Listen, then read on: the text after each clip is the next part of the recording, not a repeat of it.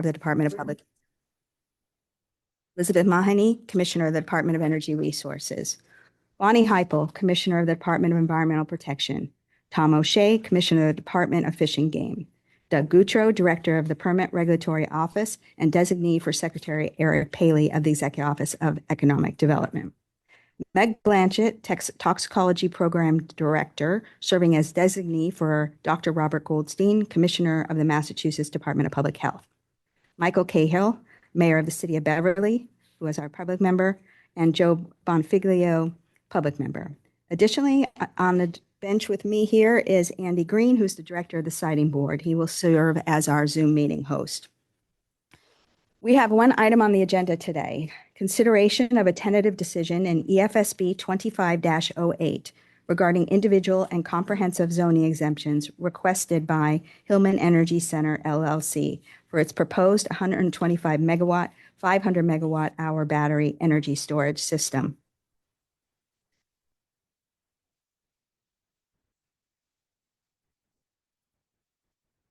That's my son.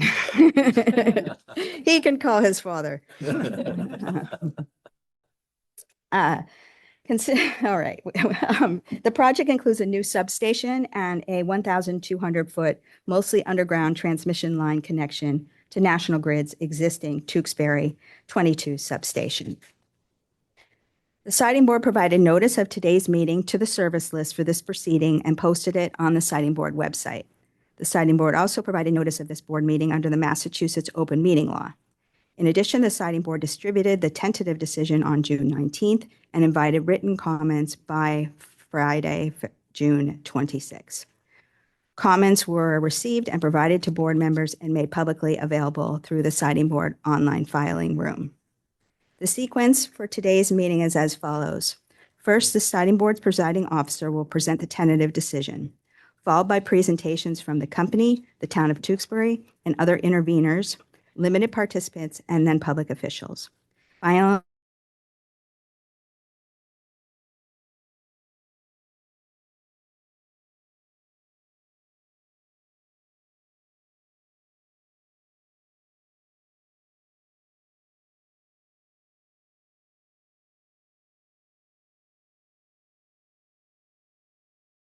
which have been provided to all board members.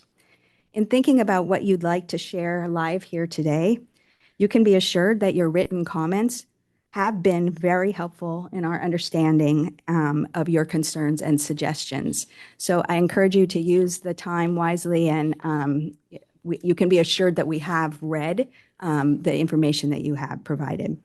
We do want to make sure that there's adequate time to hear from all parties and public officials today. So as the hearing officer provided on Tuesday, we're going to have time limits for the presentation and comments. 10 minutes for each presentation by staff, the company, and each set of interveners. 4 minutes for limited participants and public officials, and 3 minutes for public commenters as time permits. We'll remind speakers when it's time to finish their comment 1 minute before the time limit and then at time. A stenographer is present today to transcribe everything said to make an official record of the meeting. Everyone should speak slowly and clearly and allow, all right.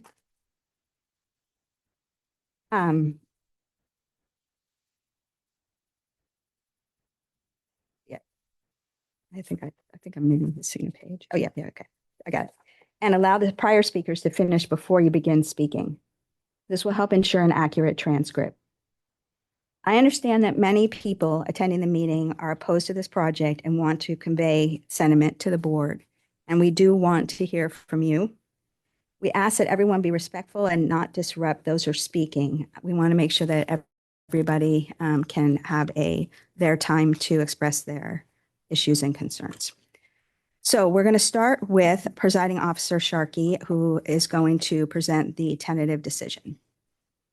Morning. Good morning, Ms. Sharkey. And be brief so that other people have as much time as they can do to speak today, because I know people are very anxious to present their views. Good morning. On behalf of the staff, I am presenting the tentative decision in EFSB 2508, Hillman Energy Center, LLC, for your consideration. Hillman Energy Center LLC, who I will refer to as the company, proposes a 125 megawatt, 500 megawatt hour battery energy storage facility on approximately 4.3 acres of previously developed industrial land at 73 and 75 Hillman Street in Tewksbury, together with a new substation and an approximately 1,200-foot transmission interconnection to National Grid's existing Tewksbury number 22 substation. Collectively, I will refer to that as the project.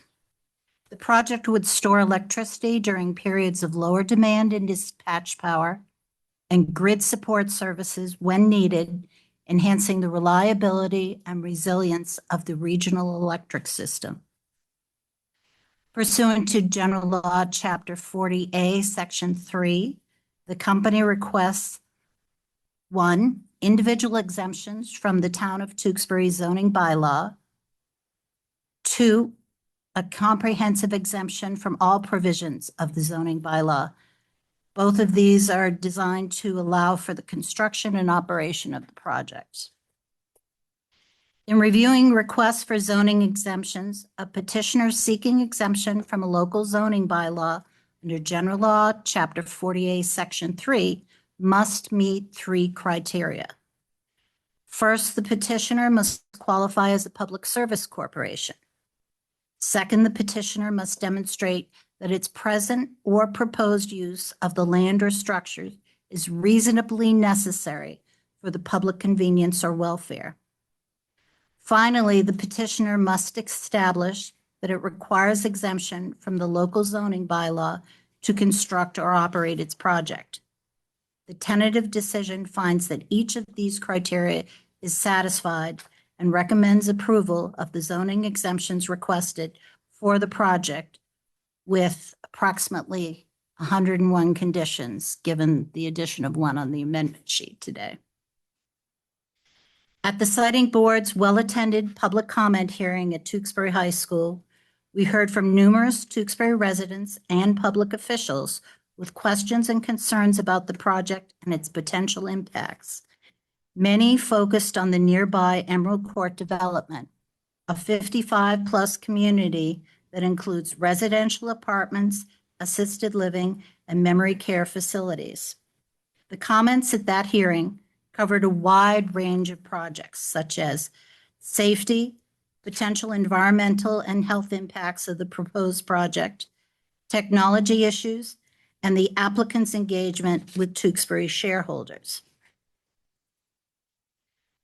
The comments were extremely helpful in framing and informing issues in our review process. We are mindful that residents of Emerald Court feel most affected by the proposed project, and the tentative decision reflects this as an area of focus. Other Tewksbury residents and businesses, public officials, and others also voiced a wide range of concern that helped to inform and build a record in this proceeding. Some of the comments received on the tentative decision faulted for approving the project, despite the fact that the tentative decision leaves some issues for anticipated future compliance filings and further evaluation. There is no contradiction here. This proceeding concerns a zoning exemption request based on the Siting Board's applicable standard of review. This proceeding is not about the issuance of the numerous state and local permits required by the project to proceed and the many conditions that will be included in those permits.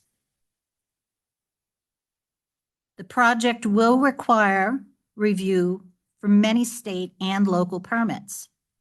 Even if the board grants the requested zoning exemption, we emphasize in the tentative decision and the proposed amendments you have before you today that the applicant is not relieved of the requirement to demonstrate that each state and local permit and its conditions must comply with applicable federal and state law, substantive regulation, and local requirements that are not otherwise exempted or granted some form of relief.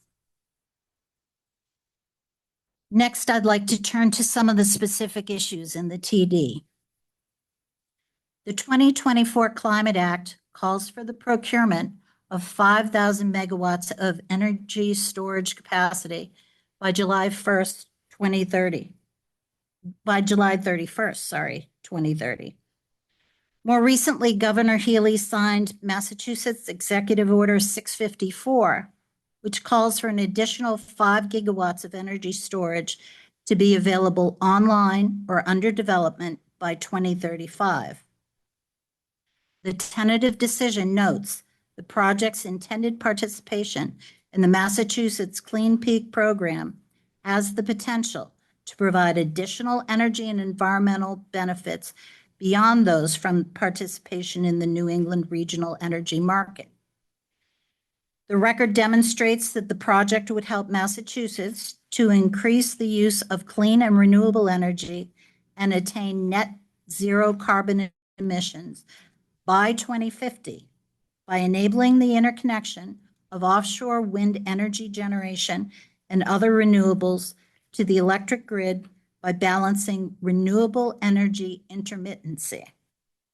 In addition, the project would provide electric system capacity and contribute to system resiliency by operating on a schedule that will reduce peak demand through its participation in the ISO New England wholesale markets.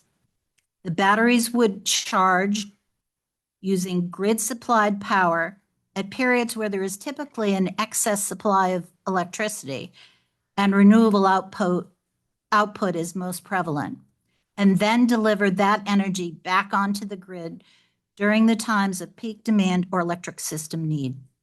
This should help reduce the overall cost of electricity for all electricity customers.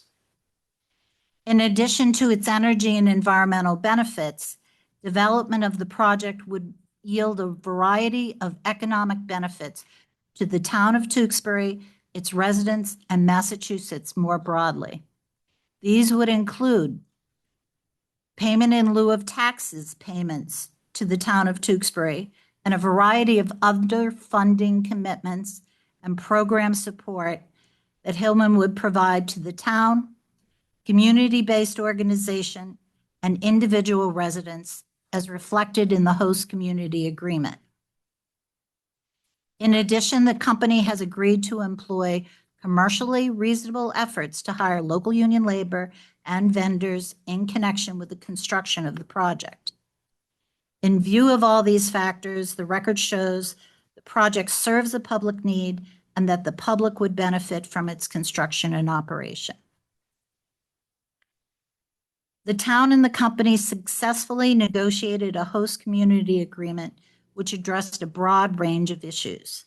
These include annual funding for public safety training and technical rescue equipment, reimbursement for costs incurred by the town to retain independent consultants and counsel necessary to review and participate in the proceeding, payments to support town energy and sustainability efforts, including refurbishment of town electric vehicles, conversion of town vehicles, and funding for upgrades of municipal facilities.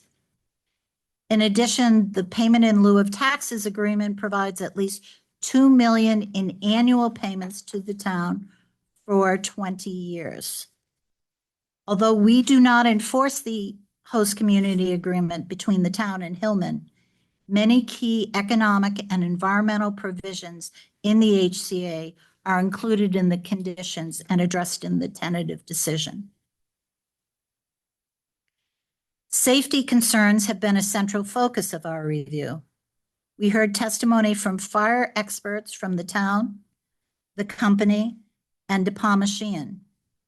We examined battery test results, air dispersion analyses, the hazard mitigation analysis, and battery unit ventilation analysis. Conditions in the tentative decision include an emergency response plan and hazard mitigation analysis, which must be prepared as part of the safety planning requirements for the project.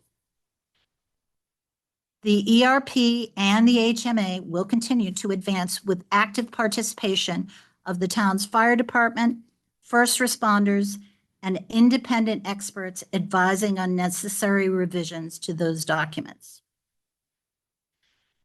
35 of the conditions in the tentative decision relate specifically to safety. Project safety risks have been thoroughly evaluated and appropriately mitigated.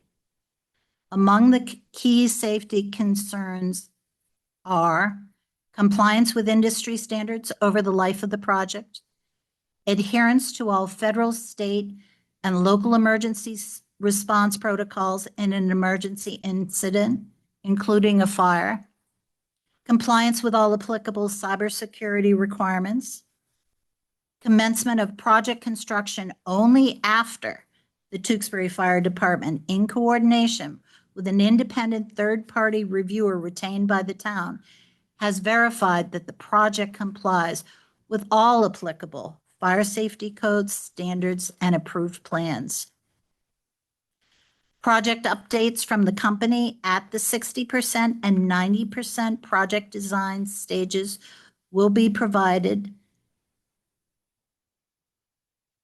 and copies of any associated approvals will be provided to the board. The inclusion of an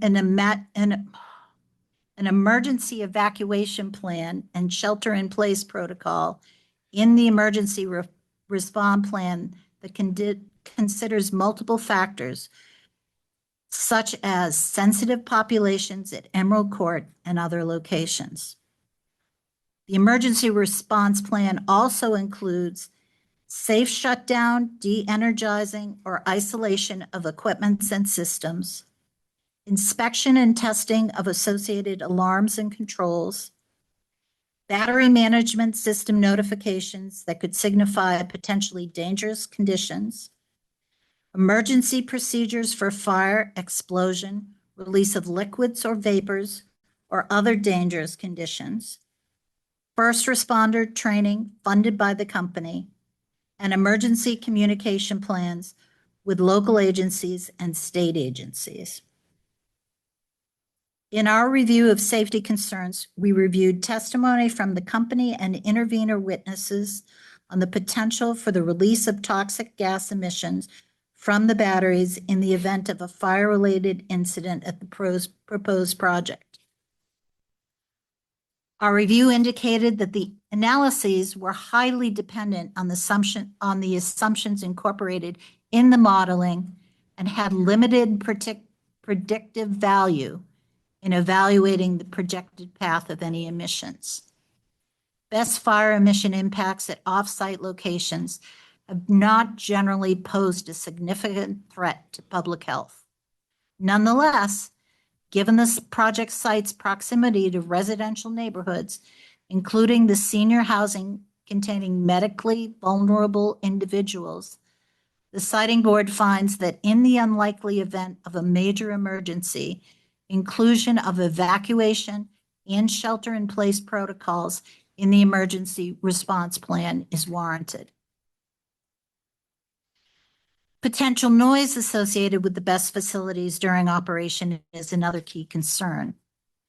The company has proposed the use of noise mitigation measures, including silencing equipment for the battery enclosures and inverters, sound attenuation barriers in the form of sound walls along the east, south, and northwest borders of the project site, specifically a 30-foot tall barrier along the east of the project, 24-foot tall barrier along the southern side of each parcel of the project, and a 10-foot tall barrier along the northwest border of the project site will be constructed. In addition, the company will use a low noise substation transformer. Consistent with the Mass DEP noise policy, the tentative decision directs the company to implement these mitigation measures. The tentative decision also directs the company to comply with the Town of Tewksbury noise bylaw, create a process to address noise complaints, and to submit a noise evaluation and mitigation plan to the board for approval in consultation with the town of Tewksbury and Mass DEP no later than 30 days before construction commencement. The issue of groundwater levels is critical in assessing the stormwater management designs submitted by Hillman and the extent to which those designs meet Mass DEP stormwater standards. The company is seeking an exemption from zoning bylaws section 5.6, which imposes more stringent provisions for stormwater management design than the state regulations require. Although the zoning bylaw states that any infiltration basins or trenches shall be constructed with a minimum of 3 feet between the structure and maximum groundwater elevation, the bylaw also provides that the planning board may allow for a reduction of this separation with the use of best management practices. The tentative decision conditions approval of the stormwater management system on compliance with Mass DEP stormwater policies. This is consistent with the special permit language set forth in the Tewksbury bylaw. The company provided a copy of its May 7th, 2026 notice of intent filing to the Tewksbury Conservation Commission. The Conservation Commission will review the town's filing, including the stormwater management system. So I've tried to address the most prominent and contested project impacts in this presentation. There are other impacts, including traffic, visual, electromagnetic fields, community outreach, and communication channels that are addressed elsewhere in the tentative decision. We have received comments from the company, the town, Depamashian, the Board of Health, and limited participants Linda Martin, Christine Chesborough, Gerard Corbin, and Robert Wald. Those comments include suggested changes in conditions and in the text of the tentative decision. We have adopted some of those suggested changes in the text of the amendment sheet before you today. We would be happy to respond to any questions you may have. Thank you, Ms. Sharkey. I want to correct two things that I clearly am a little frazzled this morning. I apologize. The commoners or the parties in the case will have 20 minutes to talk, so I apologize. And Ms. Sharkey did as well. So, Actually, I believe Mr. Senni is the only one who had requested additional time. I see. So he was given 20 minutes. Okay. And I think the rest of us have tried to keep it short because we know so many people want to talk today. Thank you. Really appreciate that. So we are going to have to take a little break for some of us to go have a conference call with the governor. So we will do that as fast as we can and then come back. So we're going to go off the record for a few minutes. Thank you. Did I take? Right back. Sorry. No.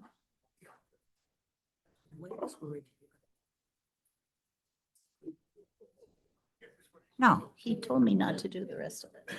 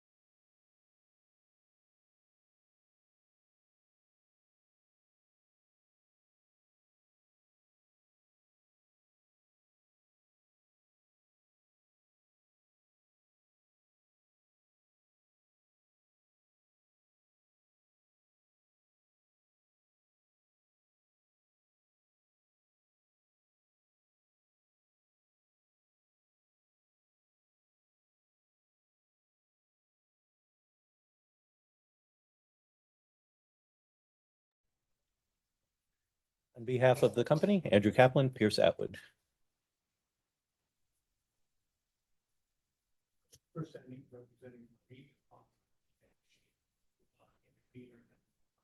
Thank you. And is there, go ahead, ma'am. Okay. Is there anyone online, Mr. Bernstein? Yes, Jeff Bernstein, Special Town Council for the town of Tewksbury. Okay. Thank you. Oh, I'm sorry. I'm sorry, not council. No, sorry. okay, just council. Thank you. All right. So let's start with Mr. Kaplan.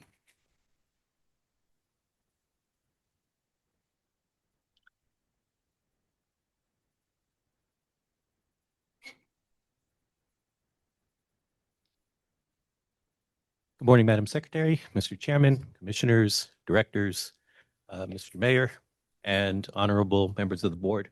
I appreciate the opportunity to speak this morning in support of the tentative decision that was issued by the EFSB staff.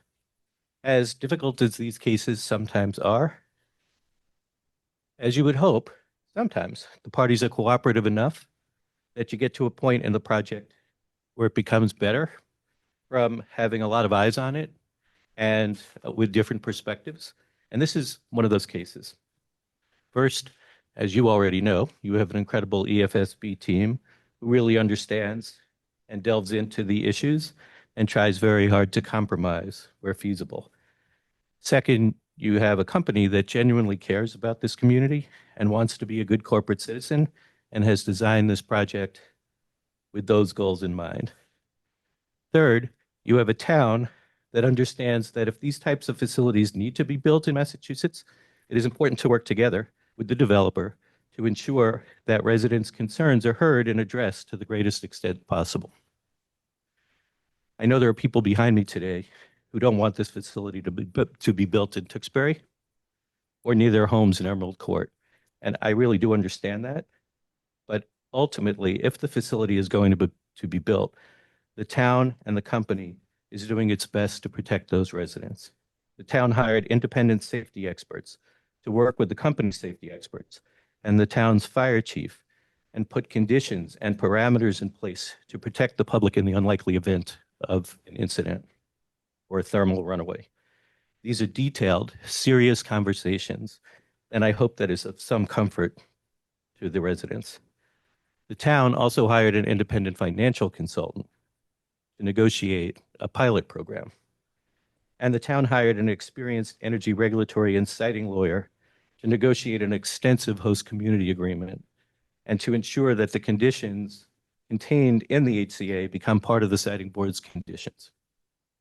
Third, you have interveners such as Ms. DePalmer and Mr. Sheehan, who, while they vehemently opposed the project, hired respected experts who worked with the company's equally esteemed experts to provide input on the project design that is arguably better now than what was proposed originally.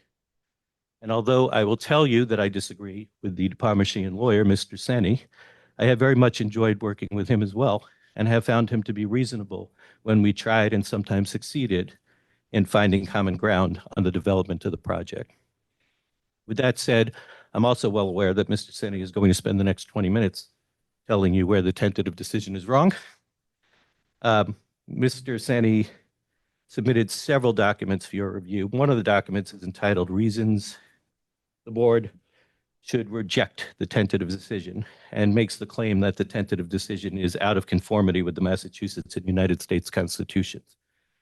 One reason for this, there's a home that the company states is 80 feet from the project site, and the interveners state has some part that's about 40 feet from the site. Nonetheless, given the distance, the interveners claim that the house could be in danger in the event of a thermal runaway situation at the best site. The bottom line is that this is a 674 square foot home that the company tried to purchase for $550,000. Instead, the owner sold the house to the interveners for that price. And the interveners bought the property knowing that the best facility was proposed on that site and paid a significant premium over the assessed value by several $100,000. These are the same people who are now claiming that the house, which they rent out, is too close to the BESS facility. As was established on the record, for as long as the interveners hold out and refuse to sell the property back to the company, there will be a safety plan in place that will be worked on collaboratively by the fire department, the company's safety experts, the town's safety experts, and if appropriate, the intervener's safety expert. Safety is of paramount importance to the company, the town, and I know the Commonwealth. That is why the presentation of a hazard mitigation analysis or emergency response plan is appropriately prepared after a project design is finalized, when you know precisely how many batteries are going to be there, what the chemical makeup of the batteries are, the location of each battery, and things of that nature. Right now, construction and operation are several years in the future. The NFPA rules and the EFSB recognize that the emergency response plan and hazard mitigation analysis should be prepared at the end of this process, not at the beginning. If the ERP and HMA were final, the same people complaining that they haven't seen it yet would be asking you, how is it possible that you're approving an emergency response plan before the facility is fully designed? Another reason that Mr. Senni believes that this decision does not conform with the Massachusetts and United States constitutions is that sound data we used for our model for the project inverters, one, was not based on measurements of the actual equipment, and two, the sound data was not measured by an independent third-party laboratory, and three, therefore, we can't have any confidence in our model predictions. Parts 1 and 2 are true, but the third part is not true. Not having a third party measured sound level data of the exact equipment is a common situation in the world of noise studies. The sound data that we used was based on information from the manufacturer and similar equipment. It represents the best available data, and we utilize this information in the most conservative way possible. These are industry standard practices and tend to overstate the sound levels.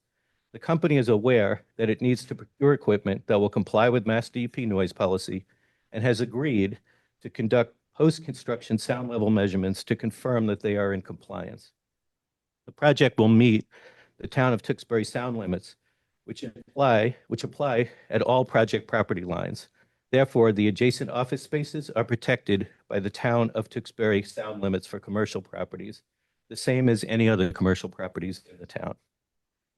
Mr. Senni also claims that the tentative decision is unconstitutional because he thinks that one of the alternative sites, I'm guessing a site not located near land owned by Ms. DePalma or Mr. Sheehan, would be a better location for this project, and there was no valid reasons to reject the site. In fact, there were several reasons considered in eliminating the site from contention, including an interconnection line that would result in extensive impacts to wetlands and an underground transmission line that would need to be at least 4,000 feet long and cross a public roadway. All of that is stated in the tentative decision. There are other claims and other documents that Mr. Senni prepared, and I'm sure we'll walk you through. The decision from the EFSB was not made lightly. It is not arbitrary and capricious. There were 10 days of hearings, 16 witnesses, I think 400 discovery requests, record requests, briefs, initial briefs, reply briefs, supplemental filings. This was a thorough evaluation of a lot of evidence that ended with a tentative decision of about 100 conditions, which I know is the most of any battery project in the Commonwealth, and I'm pretty sure the most that I've seen in my career. The company looks forward to continuing its collaborative efforts with the town and the interveners as the project gets further developed. Thank you. Thank you, Mr. Kaplan. Board, any questions for Mr. Kaplan?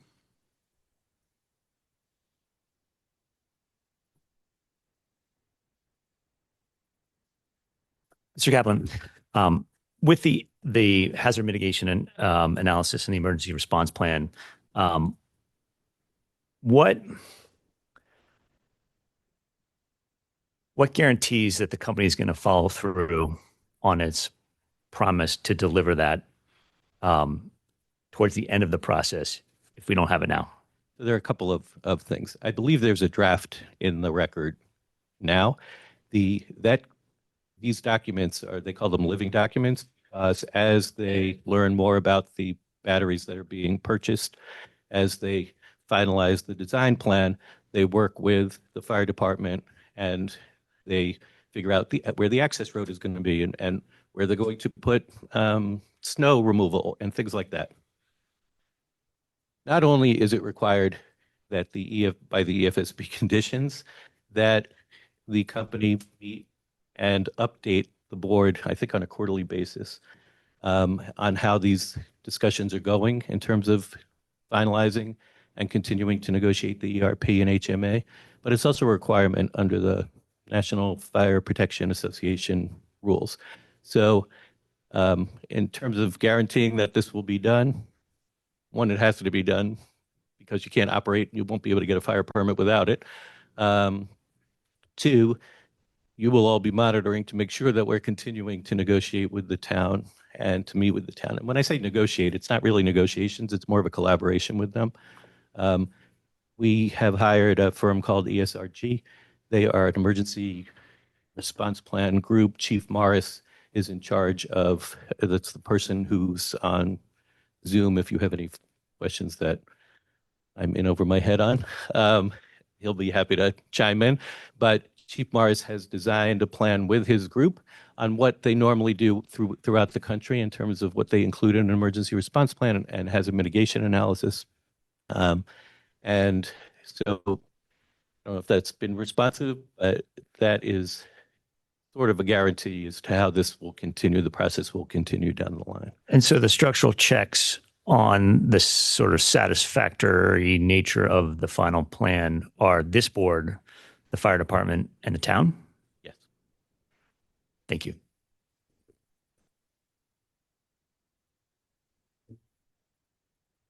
You may have answered my question, but I just want to make sure that I'm understanding it correctly. Telepathically, You knew this was coming, perhaps. In condition 88 of the tentative decision, it says consistent with section 6A, following construction commencement, the board directs the company to provide annual public safety and emergency management training for responding to and preparing the community for BESS and electric system incidents. And there's more information there. You just referred to ESRG. Is that the entity that will be providing the annual public safety and emergency management training? Or would the company envision engaging somebody else? right now they are contracted to do that. They are a group of firefighters, active and retired, that go around training, that have extensive experience with battery installations all over the country. And they go around and they train the fire departments. So that is who's contracted now. And that would be Chief Morris in charge of that. And that is an organization that will keep current with NFPA 855, which, yes. Most of those folks also are on the board writing those. So there's not Chief Morris himself, but some of the other people from that company.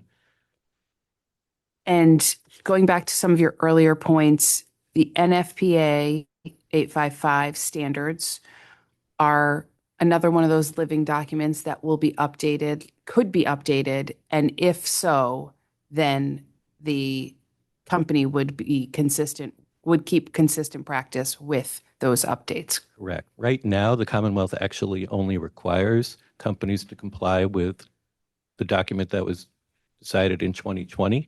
There is one for 2026. The company has committed to exceeding the Commonwealth's requirements and abiding by the 2026.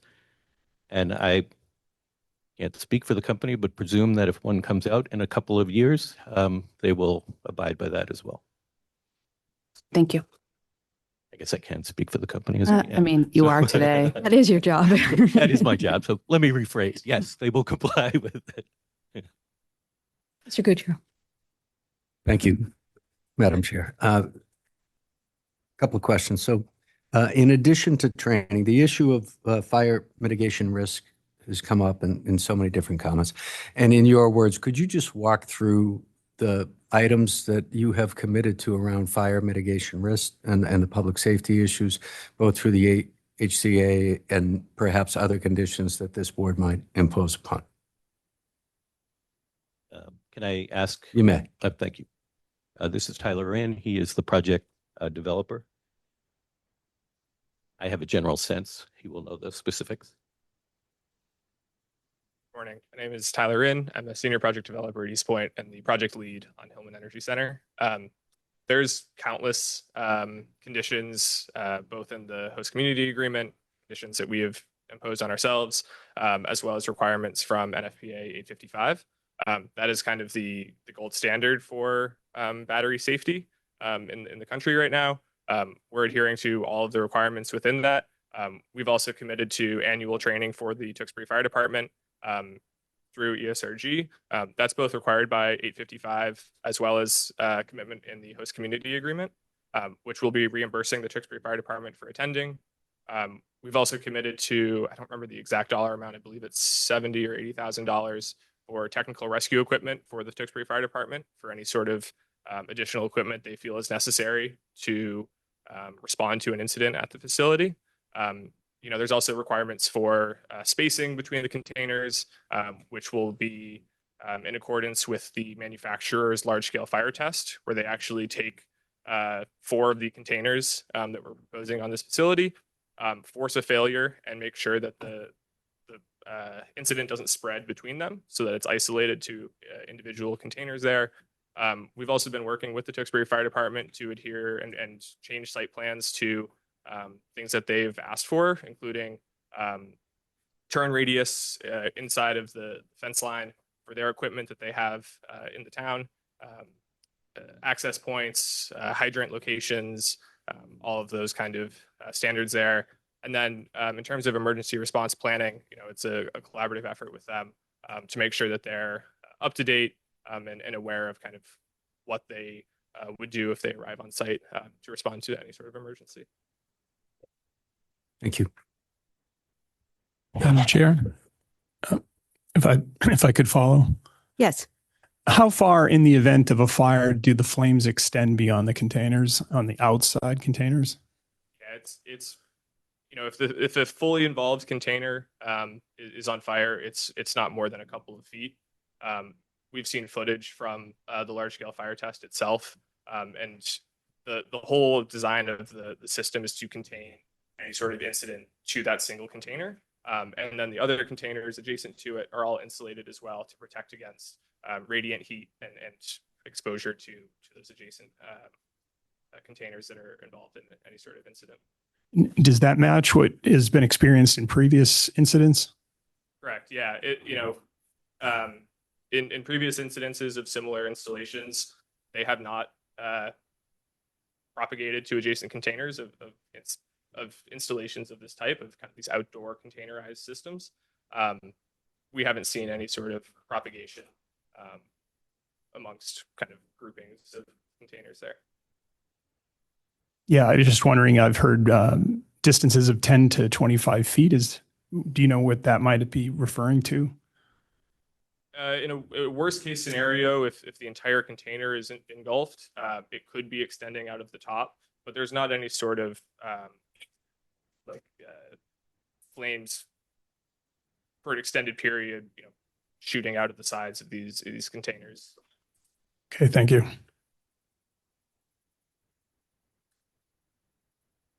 I think one of the sort of resounding lines of concern that we saw in reviewing all of the comments that came in was not just a fire, what it would do to the facility, but the proximity to, one residence in particular that is between 40 and 80 feet, depending on which measure you use, and others, nearby as well. Can you talk about, potential impacts to residents, mitigation, what you're doing to prevent anything, the fire itself or any toxics associated with the fire from spreading and affecting local residents?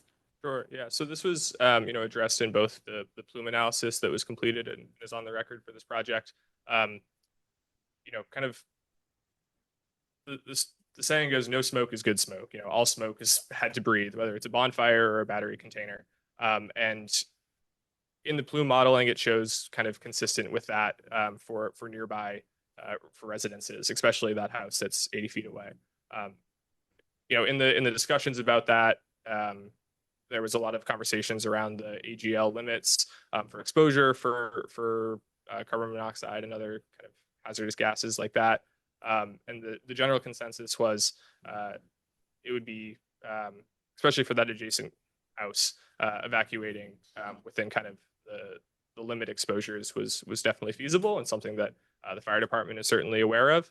And also one of the conditions that in the tentative decision would be to develop an evacuation and shelter in place protocol in collaboration with the Tewksbury Fire Department so that those kind of issues are addressed accordingly. Would a protocol like that or some other, discussion or vehicle focus on how those residents would be notified? I mean, it seems like there's a very limited amount of time, right? Again, there's conflicting opinions on exactly how long it is, but they need to know as soon as possible if there's an incident. How would you work out those details? Yeah, that would be in collaboration with the Tewksbury Fire Department. I know that they have, reverse 911 calling capabilities in Tewksbury, as well as, other sort of notification methods. We haven't had, that would be a conversation that needs to take place. But I have no doubt that the Tewksbury Fire Department would be capable of notifying residents in the case of an emergency. Part of our emergency response plan too is immediate notification to the Tewksbury Fire Department in the event of any sort of faults or things like that taking place at the facility. So the Tewksbury Fire Department would be notified ahead of any sort of flaming or anything like that. These systems have thousands and thousands of sensors that would be able to sense if something is going wrong kind of prior to a large scale failure. Certainly wise to involve the experts. Is there an ability to, you want the firefighters also physically getting out there on the site as quickly as possible, right? So is there a way to sort of spread out the work that, if there's an immediate notification, fine, but if you get a ping on your phone from a municipal number at 3 a.m., maybe you ignore that. Is there a way to have a direct notification, at least maybe to this closest residence? Yeah, that's certainly something that we could work into the emergency response plan or in collaboration with the Tewksbury Fire Department.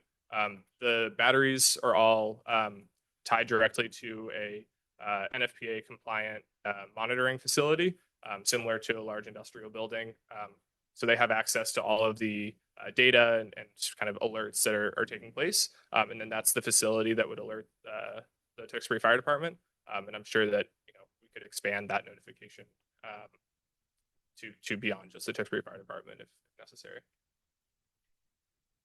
I do think it would be important that the people who have expertise are getting the information. If you start getting, that there's some fire at 3 o'clock in the morning and you don't know what to do, that's also a problem. So I'm sure there's a way to notify folks nearby that the fire department probably has some protocol for that. One of the other interesting things that I learned in this process is that unlike any other fire, if it's at a Dunkin' Donuts or a Home Depot where you don't exactly know what chemicals are in the building, or even a house fire, people have things in their attic that they've had in there for millions of years and they pass down from generation to generation and you have no idea what it is. Here, you know exactly what's in these batteries. You know exactly, they light them on fire. You can see exactly how far the plumes have gone.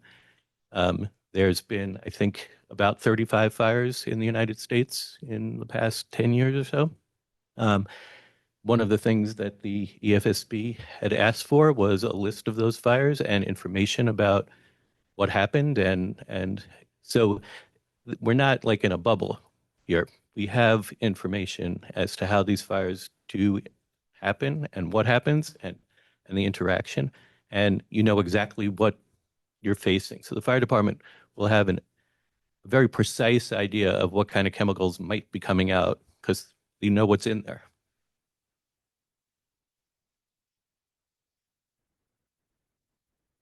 Yes, Miss Blanchett.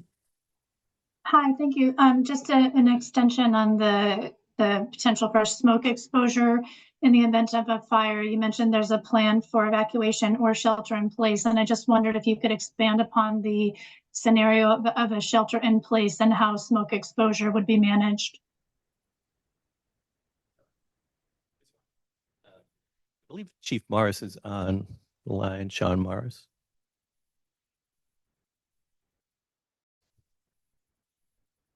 If that's okay, I think you might have a much better response.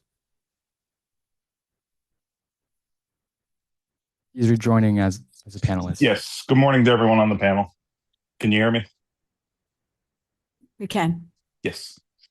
Good morning. This is Sean Morris. I'm with ESRG, the Energy Safety Response Group. To speak to evacuation and shelter in place, up front, I just want to make sure we know the difference or to delineate between, large public evacuations of large geographic areas and numbers that you might see, right now in Colorado from wildfires, and the difference of having one home or a single digit number of homes take protective actions. The easiest way, and not to be glib, but it's for the fire department to knock on their door, say close their windows if they need to. This would be similar to, if a vehicle or a home or a dumpster were on fire next to a building. It's very common for firefighters to direct those occupants to take those type of actions.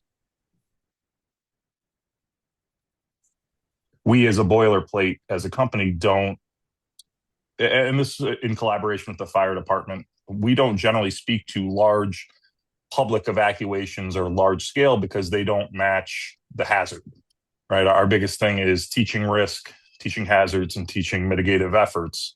And we scale that to what the actual risk is.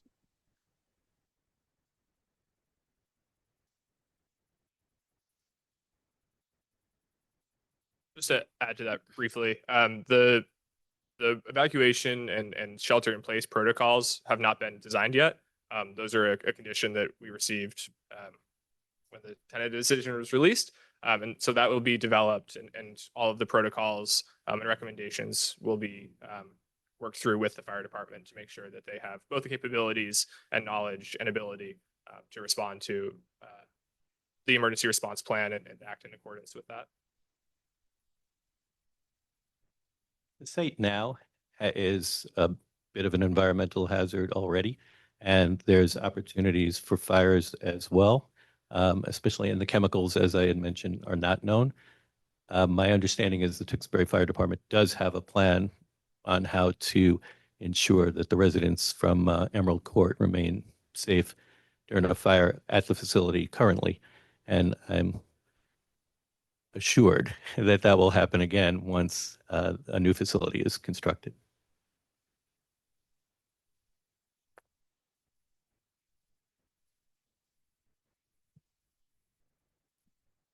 Other questions? I have a question about the batteries themselves. I know in the record there was evidence of a change in the battery manufacturer, the type of battery that you were using, and there was different materials provided to reflect that. Is the battery that you are using right now also subject to change, or have you signed contracts for the batteries? Like, do we know that these are what you're using? So I can start with the reason for the change was pretty simple. The battery company that we were working with refused to allow us to provide safety information publicly. Yeah, I read that, and that's quite something. And actually, I had suggested to the company that we can't go to the board by saying everything safe is proprietary. So they found a different battery. I will let Mr. Rinn speak to the contracts. We have not contracted for this project specifically. However, we have used these containers at other projects that are under construction currently. So this is a company that we're familiar with and have worked with in the past. Given that construction is not starting for a couple more years, there's a chance that there's a new battery on the market.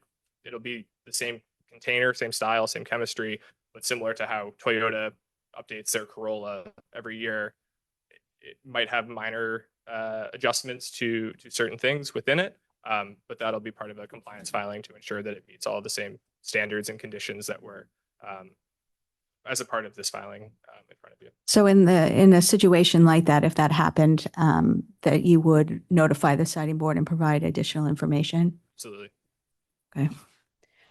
With respect to noise, I read the tentative decision and the lengthy discussion about noise. I'm wondering if when you do the testing after the construction is done and it demonstrates from a sensitive receptor that you're over the state limit, what are the mitigation measures you could take to meet that limit? Yeah, so I think at that point there would be a discussion with sound consultants. We've been working with a well-respected one in Massachusetts at Epsilon to kind of address those sort of issues. There's certainly ways you can get creative with adjusting the frequencies of certain fan speeds or things like that to kind of lower individual frequencies. We could extend sound walls or maybe update silencer kits on the existing containers. There's certainly ways of potentially doing that. I will say for the site as it stands today, with the designs that you have seen, we've taken essentially all of the standard mitigation actions that are feasible and kind of industry standards without having to get incredibly creative with certain things. But certainly if the project is not in adherence with Massachusetts state policy or the Tewksbury bylaw, the project will have to change something in order to continue operating. So if you did discover that it was over the limits, then you would have to stop operating?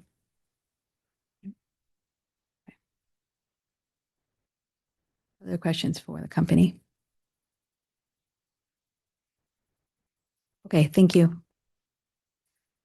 All right, we'll hear next from the town of Tewksbury.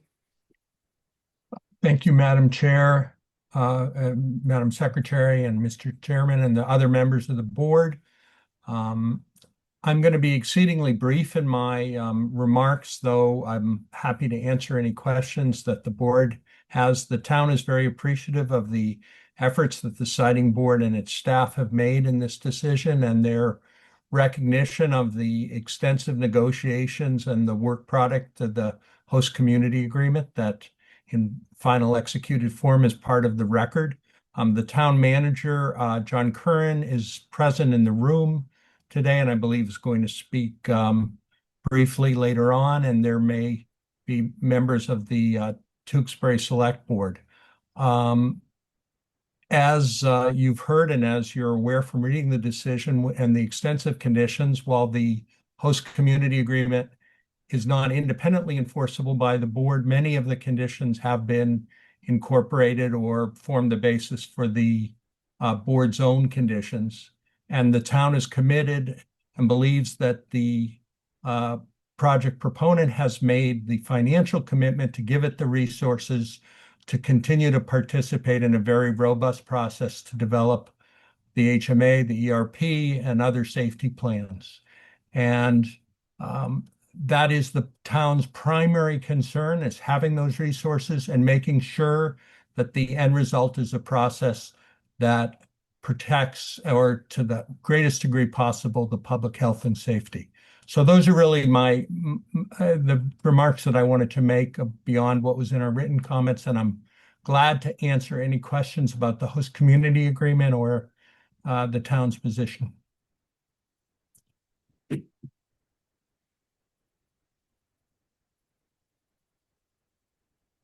I guess I would just like to quickly say thank you to the town. This is a very robust community benefits agreement and clearly well thought out, clearly done by people who know specifically how to do these kind of agreements. And I think really appreciate the time and energy that the town has spent really thinking about the project and what would be best for the citizens. So thank you. Thank you. Okay. No questions for the town. All right, let's move on to the interveners.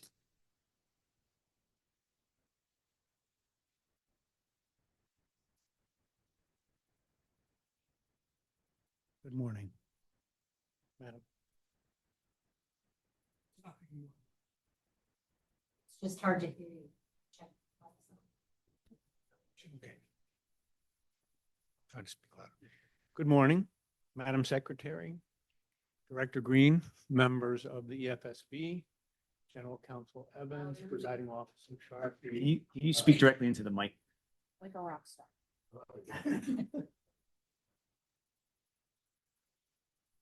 Thank you. I'll start again. Madam Secretary, Mr. Director Green, members of the board, General Counsel Evans, Presiding Officer Sharkey, Mr. Strasberg, Mr. Riley, and Maureen and Dennis, and residents of Tewksbury.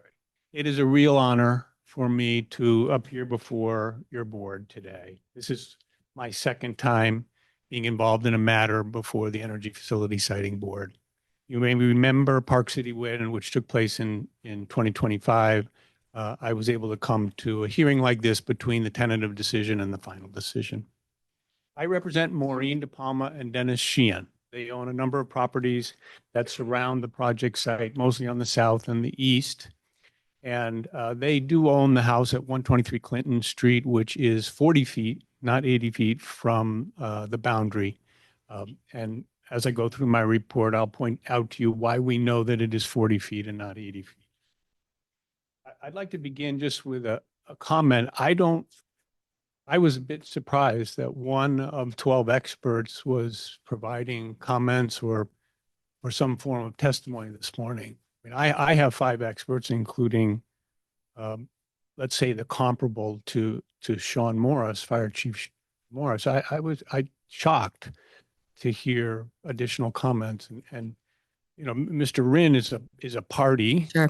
and so I understand that's maybe pretty understandable, but I really was shocked at that. I mean, we do ask the company to bring people to that would be able to answer a question if we had it.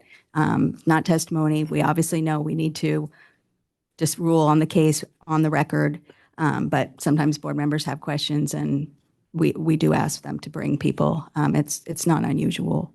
Thank you. Thank you. Before I start, I just want to understand what you voting members have witnessed.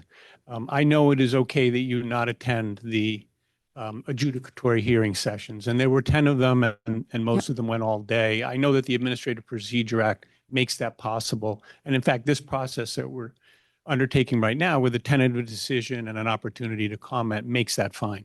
But I don't know if any of you attended the public comment session at the Tewksbury High School on October 9th. I know that Director Green was there and the professional staff, but did any voting members attend that public hearing? We did have prior board members who were attending remotely for that public comment hearing. They are no longer serving on the board. Okay. Thank you, Mr. There are two main. I will just say one quick thing, though. You can be certain that the board members have read public comments. Thank you. Thank you. There are two main issues of concern. One is safety, the other is stormwater management. With safety, there are possible impacts on air, groundwater in the zone 2 and the wetlands, which are right nearby. Thank you. There are 3 air dispersion model studies in the record, and they show, each of them shows at least a 600 feet of travel in a plume study. And those plumes have toxins that are generated in a thermal runaway event or a fire. There are 14 homes within 1,000 feet, including 123 Clinton Street. And there's new language in the NFPA 855, National Fire Prevention Association 855, which is the key standard that we look at when we talk about locating and siting best facilities. The company's experts has confirmed that there's an exposure risk, And in my opinion, this board is an authority having jurisdiction. And the NFPA requires that any of the authorities having jurisdiction see the hazard mitigation analysis as part of doing their job. And I think that you should have seen a much more complete version of the hazard mitigation analysis than was offered. With stormwater management, there is this very important section of the zoning bylaw. It's section 5.6. It was modeled on a state bylaw that is on the DEP website as a sample infiltration bylaw for Zone 2. And the town of Tewksbury adopted that verbatim into their bylaws, and the applicant has asked to waive that section.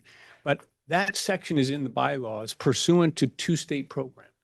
One is the Safe Drinking Water Program, which has a section that specifically requires local zoning controls. And this is because the local communities are a bit more sensitive to their own topography and geography and the conditions in the town. And so our state program for protecting drinking water in a Zone 2 like this speaks of and requires local zoning controls. The other is the Stormwater Management Handbook, the Stormwater Management Regulations. Standard 6 says that in addition to these, let's say, default requirements for stormwater, you must meet the local stormwater bylaw and regulations, and that's contained in this section 5.6. So in my opinion, there is a problem in waiving a section of the bylaw that implements and fulfills two state programs. This board has unquestionably the power to waive local zoning bylaws. And when it comes to a height restriction of 35 feet and the tower at this substation is going to be 65 feet, I understand that. Or setbacks, or even the use schedule, because the battery storage facility is not allowed in Tewksbury under the use table. I understand that you should be able to waive that if you feel that this is reasonably necessary for the convenience or welfare of the public. But waiving section 5.6 is different. It's not just a local dimensional or use bylaw. It is the fulfillment of two state programs that are critically important here on this very sensitive site, which has a very high water table, is right next to a very large wetland, and is in a Zone 2 that protects the drinking water well of the Tewksbury Hospital. So I question whether you should be. I filed a motion for summary decision, which was treated in the decision before you as a motion for summary judgment, claiming that you don't have the power. Honestly, I don't know if you have the power. I mean, Chapter 40A, Section 3 gives you the power to waive zoning regulations, and that's pretty absolute. I get that. But here we have a very special zoning bylaw that fulfills two state functions, and I'm not sure it makes sense to do that. I have urged throughout this process that instead of waiving it, you implement it.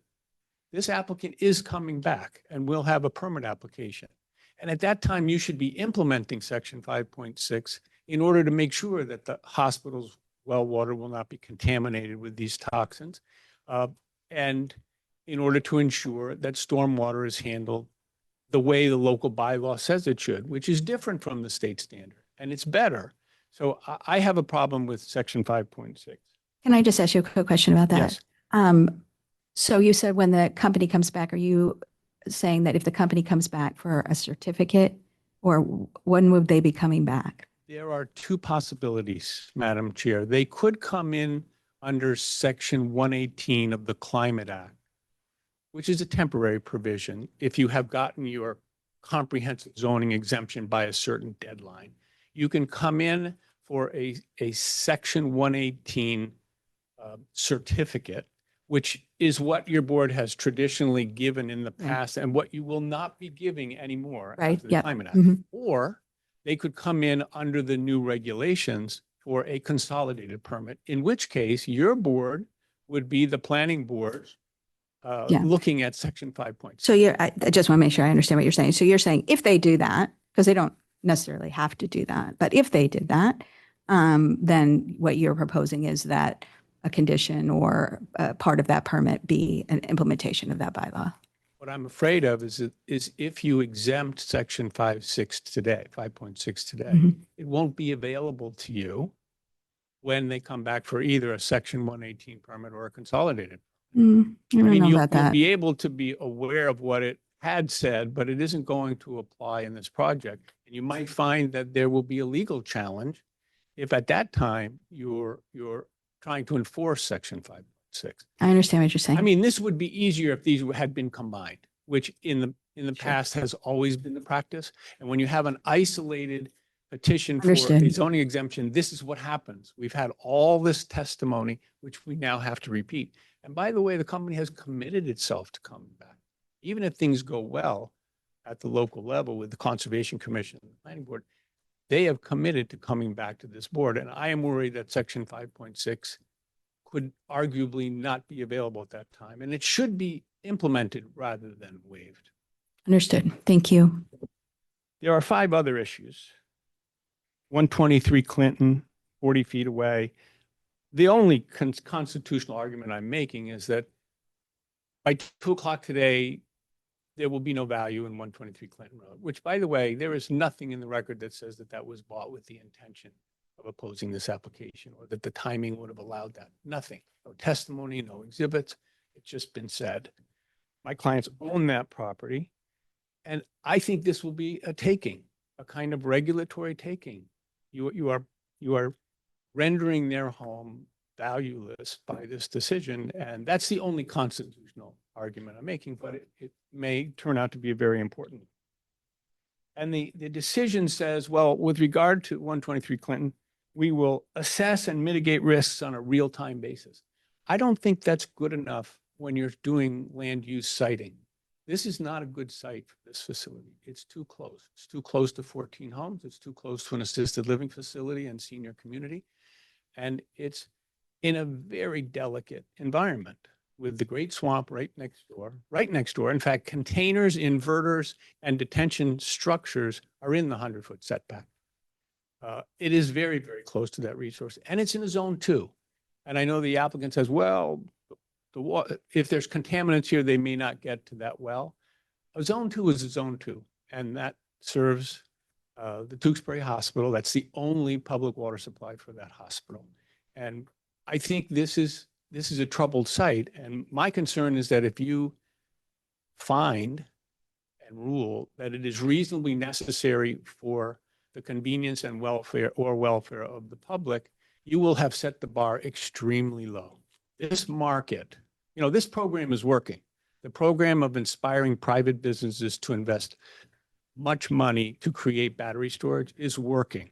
You have over 5,000 megawatts in the queue at ISO New England. It's really working.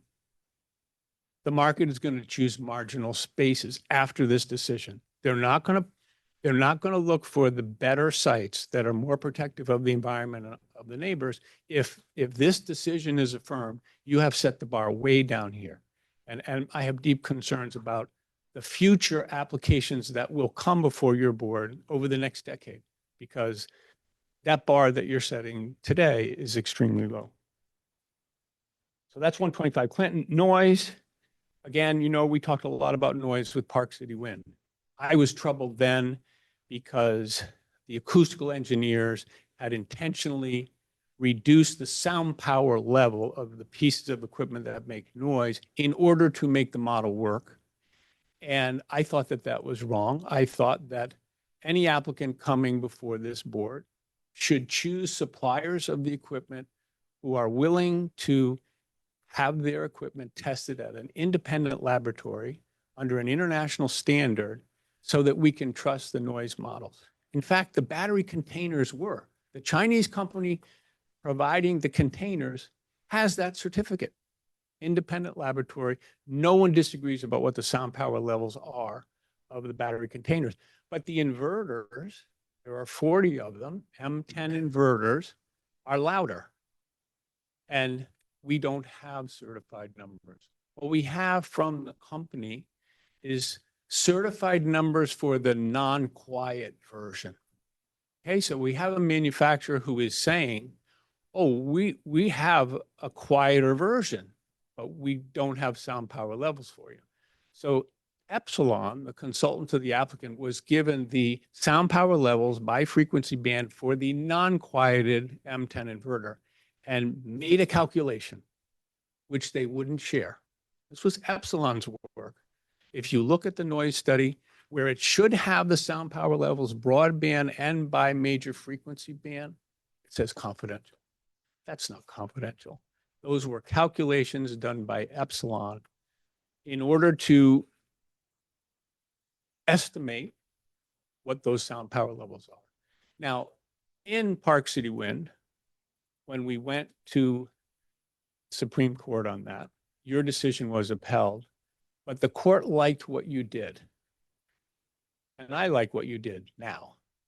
I warmed up to it. I warmed up to it. You did two things. You said, okay, when you issue the specifications for that piece of equipment, tell them what sound power level you have to meet. And that was in the decision until last night when it was taken out. I don't know why the staff took it out. The other thing that you did, which the court liked, is you said, okay, before construction, you go get those numbers. When you've ordered that equipment and you know the sound power levels, and you come back with a compliance filing and you share them with us, and you re-look at your mitigation based on those real numbers. And you said, you may remember this, you have to show that to the close neighbor. That was Jacqueline Johnson. Her home was 140 feet away, 144 feet away. And Maureen De Palma's home in Tewksbury is 40 feet away. But this decision didn't do what Park City Wind did. It did not provide the engagement with the neighbors who are close. And that's what's missing from this report. So I'm deeply concerned that, again, I'm before you saying we don't have good sound power levels. Fortunately, in this case, we have an example of that international standard certificate from the lithium containers. Now I've been able to show you how this is supposed to be done. And there are many suppliers of inverters, and this company should have chosen one that was willing to show the real sound power levels. We're being told there's a quieter version. Actually, what the transcript says is the data on that is still being collected. That's what we have. We have the noisiest piece of equipment. There'll be 40 pieces, and we're being told the data is still being collected. Okay, maybe I'm just missing it, but doesn't that just mean that it was more conservative of an estimate than potentially it could be less noisy? We don't know how Epsilon went from the certified sound power level of the unquieted unit to the quieted unit. They made a calculation. Oh, you're saying that they did not use the numbers for the noisy unit. They said, what would the noisy unit be under another circumstance? Is that what you're saying? They didn't use those original numbers? They apparently gave these real numbers for the unquieted unit to Epsilon. But they said, we have a noise reducing kit. And so part of their mitigation, they're saying, okay, now we're going to apply mitigation. We are going to select the lower noise version of this piece of equipment. Mm-hmm. But we don't have any sound power levels from that. It was calculated by Epsilon and then marked in the table as confidential. It's not confidential. It's a test result. It should be given so that my acoustical engineer can understand how was that calculation made and is that reasonable? All the other issues with noise are small if the sound power levels are wrong. So we need to know, are they right or are they wrong? And by the way, while we're on sound, at the offices that my clients own across the street, this decision correctly says that the increase above ambient will be 14 to 28 decibels. That's very considerable. The decision says that people working in an office are not sensitive receptors. I disagree with that. I think office workers are not like an industrial facility or a different type of commercial use. Office workers need a quiet place, and that's 14 to 28 decibels higher. Wasn't that at night, though? No, if you look at our engineer's report, the quietest time there is from 3 to 6 in the afternoon when people are working in those offices. And the difference with this new source of noise is going to be 14 to 28% above ambient. So I think there are problems there. You're being asked by the staff to approve a decision that grants a comprehensive zoning exemption. From the Hopkinton case, we know that there needs to be public harm in order to do it. There's been one case that's gone to either the appeals court or the Supreme Judicial Court on comprehensive zoning exemptions. That's the Hopkinton case. In that case, the court found a public harm because the plant needed repairs. And if it didn't get those repairs, it would stop functioning. And that's a public harm. This project is 2.5% of all BESS projects in the ISO New England queue. So that is what we are balancing here. When you do this balancing test, you are balancing on the right side of the column. Okay, this project can provide 2.5% of the state's 5,000 megawatt goal.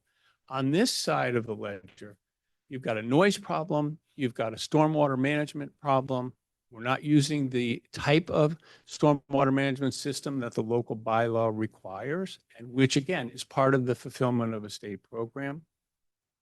And we have a public water supply to protect and very valuable wetlands, very close. This is a marginal site. I think you're setting a precedent that you will regret based on the type of applications that are going to come before you. There are many better sites throughout the Commonwealth where this type of energy storage can be implemented. I see that my time's up.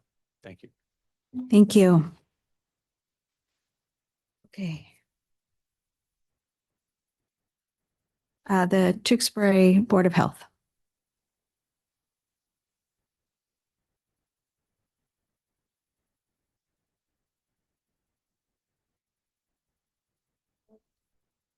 Good morning, Madam Chair and members of the Energy Facilities Siting Board. My name is Shannon Gillis, the Director of Public Health for the town of Tewksbury, a registered environmental health specialist and a certified soil evaluator. I'm speaking today on behalf of the Tewksbury Board of Health as their agent. Before I begin, I'd like to acknowledge my role in this proceeding is that of a public health professional, not legal counsel. Throughout this process, my responsibility has been to apply my professional training and expertise to protect the health and safety of the residents of Tewksbury and fulfill the Board of Health's statutory responsibilities. While I'm here today in my professional capacity, this work is also personal to me.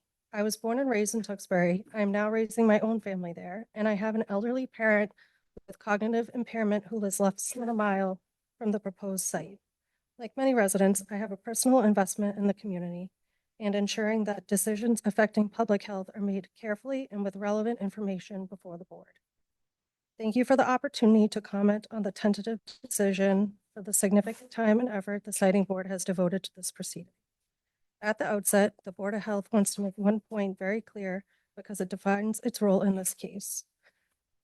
The Tewksbury Board of Health has never taken the position that the battery energy storage systems should not exist, nor have we argued that the energy storage has no place in Massachusetts. We recognize the important role these facilities will play in supporting the Commonwealth's energy future. Our responsibility is different. Under Chapter 111 of the Massachusetts General Laws, the Board of Health is charged with protecting public health. These are statutory imposed affirmative duties vested in the board by state legislature, not simple aspiration goals. Throughout this proceeding, our responsibility has been to evaluate whether the record demonstrates this particular project at this particular location can operate safely while protecting the health of Tewksbury residents. Although our comments address several technical issues, they are all connected by one central concern. Many of the documents that will ultimately determine how this facility operates safely have not been completed. The emergency response plan, the hazard mitigation analysis, the final toxic gas assessment, and the final battery design. The operational plans that will guide emergency response, public notification, environmental monitoring, and coordination among officials have not yet been finalized. The board's concern is not simply what those documents will contain. It is that many of the public health protections on which the tentative decision ultimately relies remain to be developed for after approval. From the Board of Health's perspective, those protections should be transparent, available for public review, and coordinated before the facility becomes operational in order for us to fulfill our statutory obligations. That is particularly important given the record developed in this proceeding regarding nearby sensitive receptors, including Emerald Court, nearby senior housing, the daycare facility, and residents immediately adjacent to the project. The closest resident is approximately 80 feet from the project boundary, illustrating why the Board of Health believes that public health protection should be established before the facility becomes operational. The discussion throughout this proceeding regarding potential thermal runaway and toxic gas hazards underscore why public health documents should be completed, coordinated, and available for review before any final approvals, and certainly before operation begins.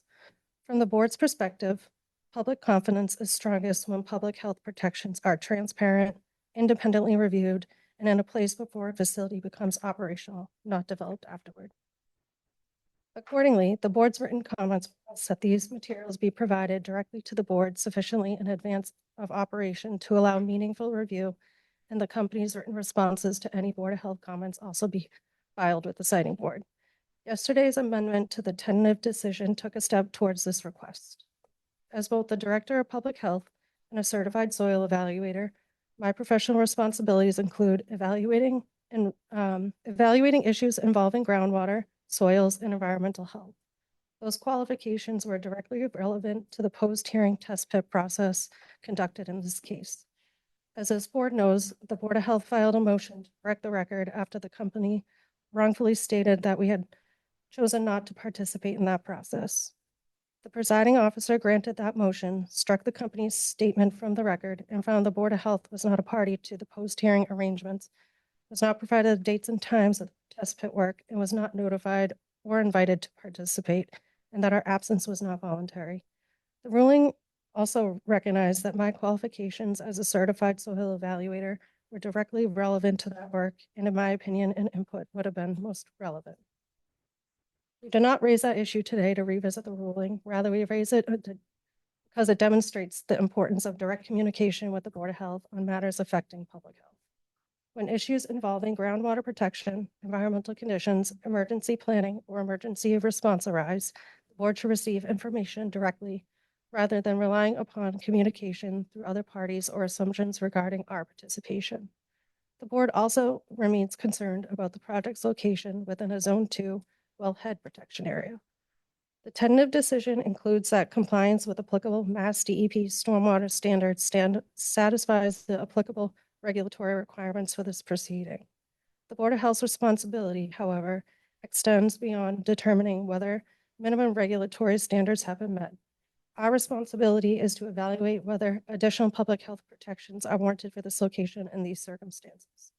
The combination of groundwater sensitivity, stormwater infiltration, contaminated fire water, and emergency response planning warrants continued public health oversight before construction and throughout the life of the facility. The tentative decision recognizes that noise is important enough to require future monitoring, testing, mitigation, and corrective action if standards are exceeded. But if the operational noise ultimately affects residents' health or quality of life, it will be the board that receives those complaints. We respectfully submit that the local agency charged with protecting public health should not be excluded from these very monitoring and compliance process the decision relies upon. For that reason, the board's comments recommend conditions addressing groundwater protection, noise monitoring, corrective actions for complaints, contaminated runoff management, groundwater monitoring, post-incident environmental sampling, and direct Board of Health review of those materials. The record contains differing opinions regarding hydrogen fluoride and other toxic gas hazards associated with thermal runaway events. Rather than revisit those technical disagreements today, we respectfully submit that where significant public health questions remain, the most prudent course is to ensure that the final battery design, the final toxic gas assessment, the emergency response plan, and the hazard mitigation analysis are completed, coordinated, and available for review before the facility becomes operational. The board's comments also call for direct notification to the Board of Health should an incident occur, including incidents involving thermal runaway, hazardous material releases, contaminated runoff, or other events that could affect public health. Likewise, because battery storage facilities evolve over time through augmentation, repowering, replacement, or changes in battery chemistry, we ask that the board receive advance notice of significant changes so that any public health implications can be evaluated before those changes are implemented. One final observation, in other words, we must be included in all correspondence on this project as a member of all and any distribution lists. After reviewing the conditions ordered in the tentative decision, the board is concerned that they provide little direct rule for the Board of Health despite our continuing statutory responsibilities. The board's written comments are intended to address that gap by ensuring the board receives information necessary to fulfill those responsibilities throughout the life of the project. Collectively, the board requests are intended to ensure that the Board of Health has the information, the opportunity, and the ability to fulfill its statutory responsibilities before operation begins and throughout the life of the project. Finally, we ask that where the siting board relies on public health commitments in approving this project, those commitments be incorporated into enforceable conditions of the final decision itself. Doing so provides clarity for the company, the town, emergency responders, regulators, and the public. Most importantly, it ensures that public health protections on which the siting board relies remain transparent and enforceable throughout the life of the project. In closing, the Board of Health recognizes the significant effort reflected in the tentative decision and appreciates the opportunity to participate in this project. If this siting board determines the project should move forward, the board's responsibility does not end when the proceeding ends. In many respects, it begins. Finally, we recognize that the siting board has the authority to determine the suitability of the project under its governing statutes. However, the Board of Health's independent statutory responsibilities do not end with the final issuance of the decision. Should conditions arise that constitute a public health nuisance, the Board of Health remains obligated under Massachusetts law to investigate and take appropriate action to protect public health. For that reason, we respectfully ask the final decision ensure that the board receives the information, communication, and the public health protections necessary to fulfill those statutory responsibilities and protect the residents of Tewksbury for years to come. Thank you for your time and your thoughtful consideration of our comments. Thank you very much. And thank you for those comments. They were comprehensive and really helpful. So thank you. Okay, we're going to move on to limited participants next. State Representative David Robinson. And again, I'd ask people to limit their responses to 4 minutes, please. We're getting a little tight on, we are tight on time, sorry. I don't see him online. Okay. Okay. Is he in the room? No. Okay. Christine Cheeseborough. I'm sorry if I mispronounced that. Thank you, Chesborough. She's in the attendees. We'll allow her to talk. I do know she had indicated that she had sort of a scheduling issue, so she might come on later. Okay. If she's not available, that's fine. I'll allow her to talk. Okay. Can you hear me? Ooh, yes, we definitely can. We're going to turn you down a little bit. Hold on one second. Okay, we're good. Okay. I'm all set? Yes, please. Thank you. Okay. Good morning. My name is Christine Chesborough, and I'm a limited participant in this proceeding. I live about a mile from the proposed project, and I've lived in this community for nearly 30 years. I've been actively involved in this community for many years, and over the past year, I followed this proceeding closely by attending meetings, watching the hearings, and reading the testimony and evidence. For me, this case comes down to one word: safety. I support clean energy. My concern has never been battery storage itself. My concern has always been whether this is the right location. As I follow this case, I was left with a few questions. Why here? Why so close to homes? Why so close to Emerald Court and Bayberry Assisted Living? Why so close to businesses where employees spend part of their workday outside? I'm not an engineer. That's why I listened carefully to the experts. The company's experts testified that this location is appropriate.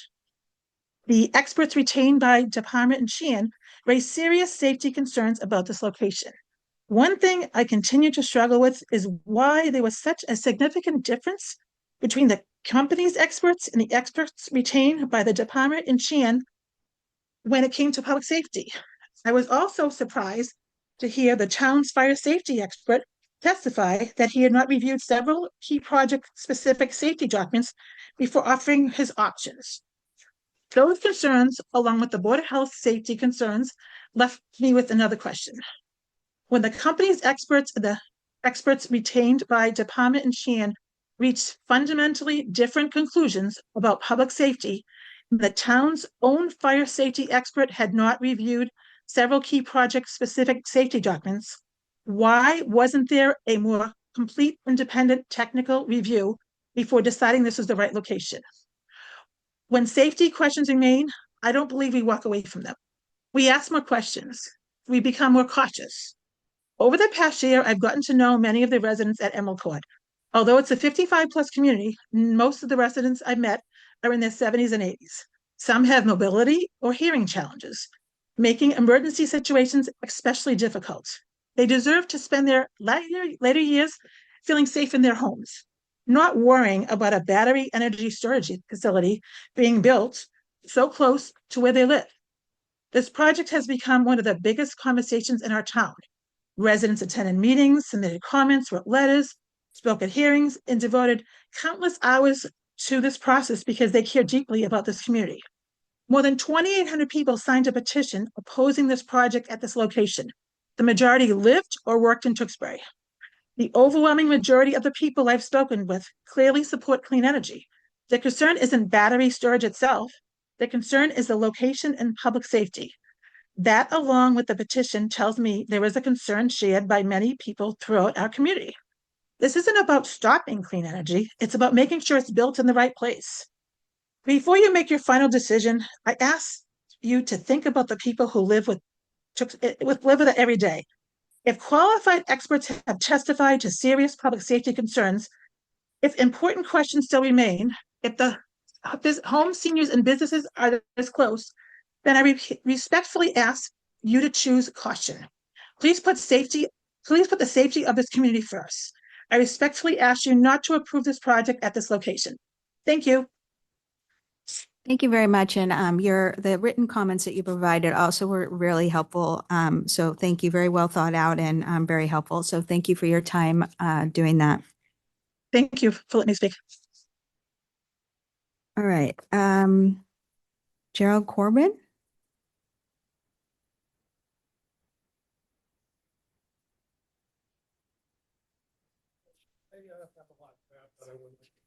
Sure.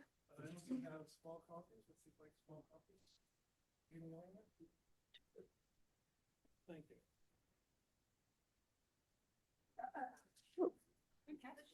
Good catch. My name is Gerard Corbin. I'm a resident of Emerald Court, and what I put together over the last couple of days is this picture. And the idea of this picture is to kind of give you a context. I think we've had individual pictures of what this looks like, and we've had other individual pictures, but the idea is to give you the whole view. Maps from Mass GIS, so they're good maps. You'll notice it even gets the wetlands in here, so you get that covered in.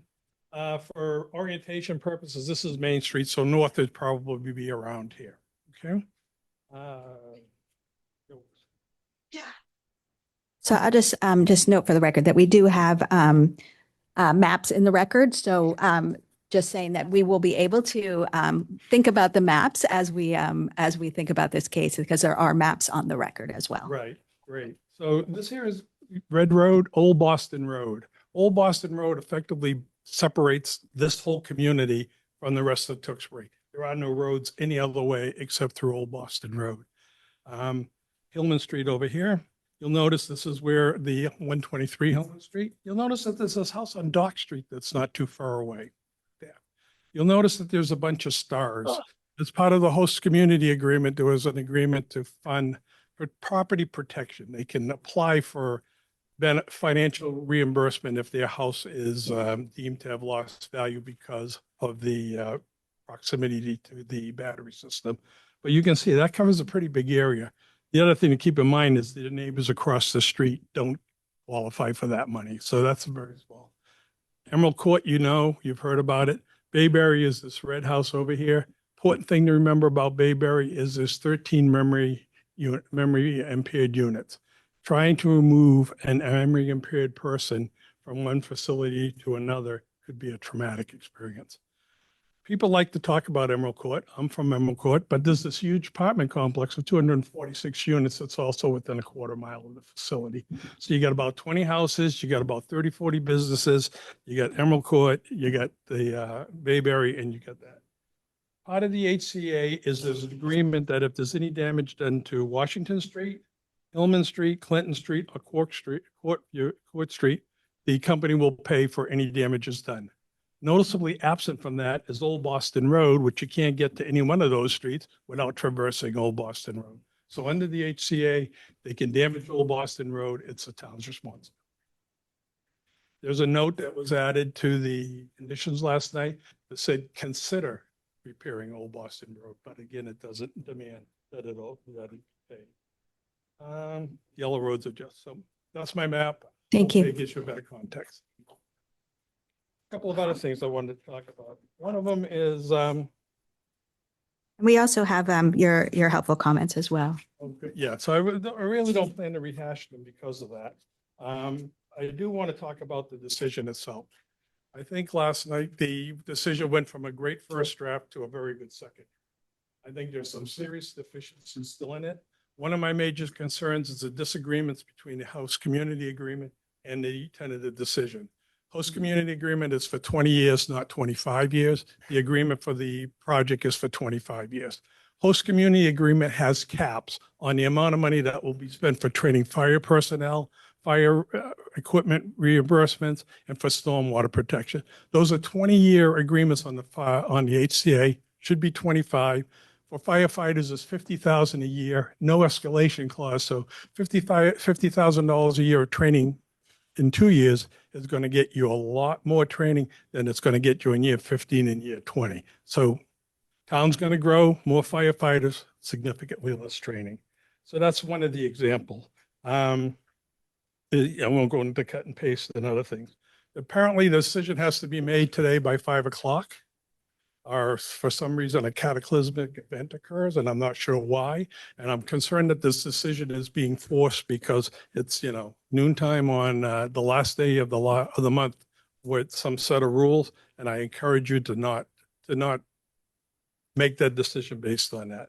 Finally, I can assure you though that will not happen. Okay, so finally, day one, I was told that this was a done deal. And I think the town bears that out because the town spent not a single penny investigating the safety of this. They hired someone to help them to design the host community agreement, but they did not have any expert witnesses. As people have mentioned, they admitted under testimony they hadn't read most of the documents. I refuse to believe it. People here obviously refuse to believe it. When this is built, there's going to be 500,000 batteries day one, because they said they'd probably build about 75. And then it could grow if they fill up the whole place to 670,000 batteries, okay, for 25 years. And we should rest assured that there's not going to be a single incident with 67,000 batteries over 25 years. Not against battery storage. I just think this is a very, very bad place. Look at the map. Would you live there? Would you want your parents to live there? You want them to come to Rockport or Bayberry knowing that we're within a quarter mile of what could be a very dangerous situation? Nuclear power plants were thought to be safe till we had 3 Mile Island, Chernobyl, and Fukushima in Japan. Space shuttles was thought to be placed until the Challenger and the Columbia exploded. Wastewater pipes are thought to be safe until all of a sudden you're leaking into the Merrimack River. So I ask you, please give deep thought to this. This is a good technology. This is a bad place. Thank you. Thank you very much. Linda Martin. Hello, can you hear me? Can you hear me? Ms. Martin, yes, we can. All right, thank you. Hi, my name is Lynn. Okay. Go ahead. Hi. Sorry, go ahead. Hi. My name is Linda Martin, and I live at 25 Emerald Court. My residence is less than 600 feet from the proposed facility. I'm going to talk about two things, and most of this is going to be personal because I have sent several comments that are more technical in nature, but I would like to talk about this more personally. I am a retiree. And before retirement, I was an economics professor and dean of the College of Business at the University of New Haven. Many years ago, 46 years to be exact, as part of my PhD program, I wrote a dissertation on deregulation of the electric power industry. At that time, it was believed that deregulation would produce more competition and resulting in lower prices for the consumer.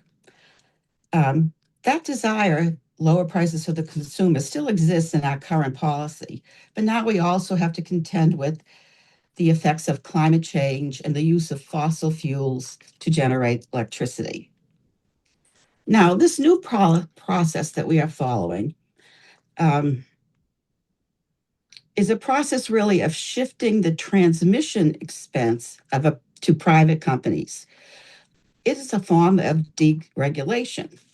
The problem arises because when we shift over to a private company, the private company is allowed to operate without restraint and is likely to produce negative externalities, which is why we are here today.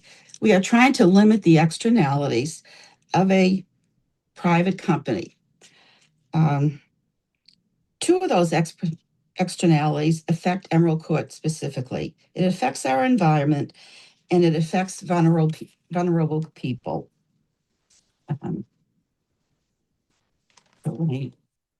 So let me go back again, though. I have written two comments to the board. One was on the stormwater management process, and the other was on the safety evacuation planning.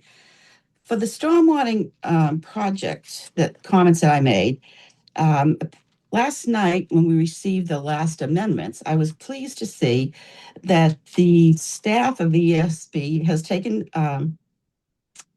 many of my suggestions and incorporated them in conditions, I believe it's 48 and 56. So I thank the staff of EFSB for their careful consideration of that proposal. Now, let's see.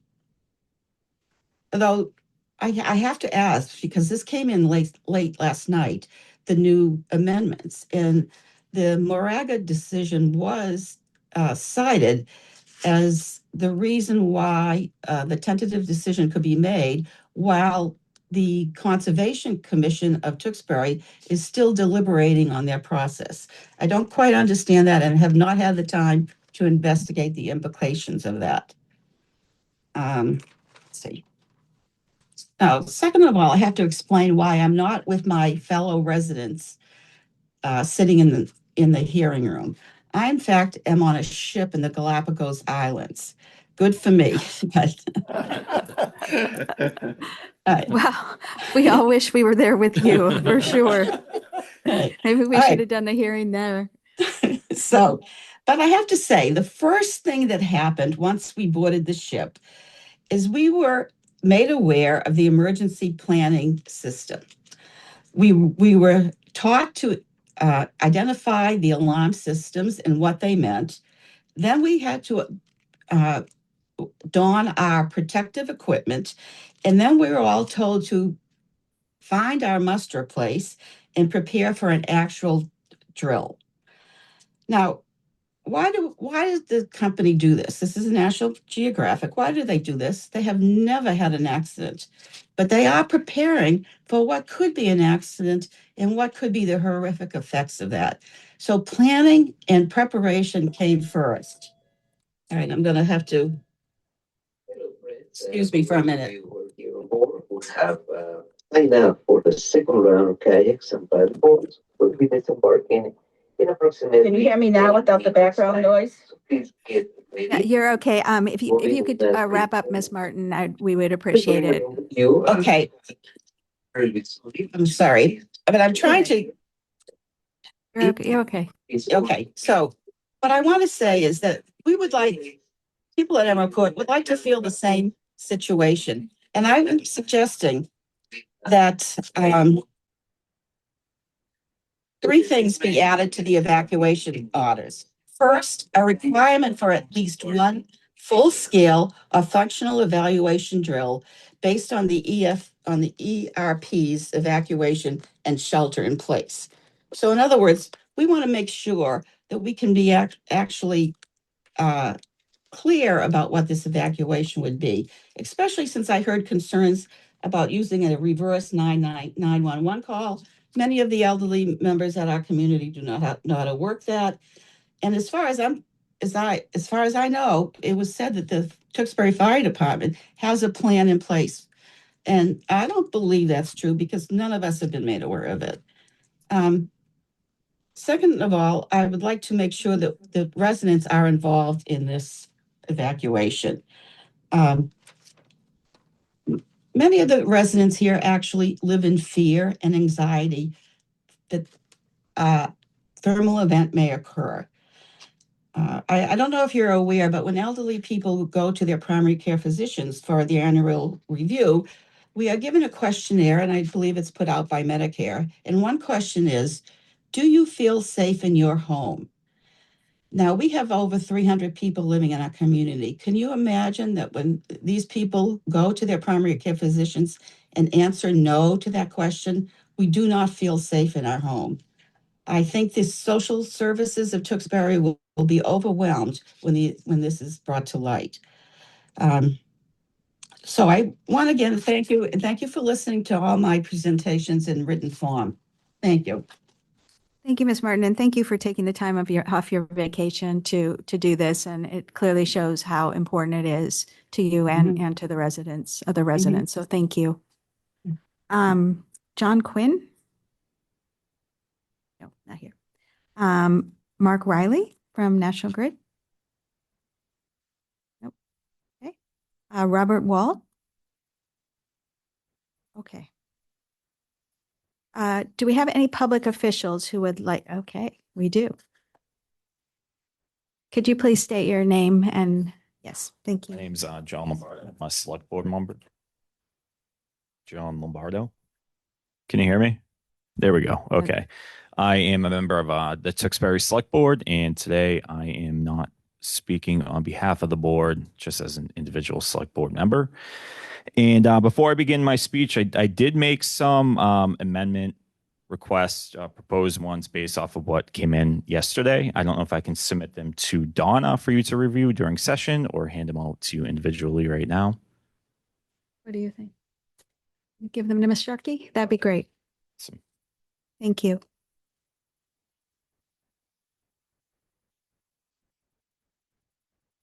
And yeah, so I would have printed out my speech, but I was working on it until 6 a.m. I have a 4-year-old at home, so if I printed it out, my wife would hear it and my son, and I would be in trouble, right? So I'm going to read it from my phone.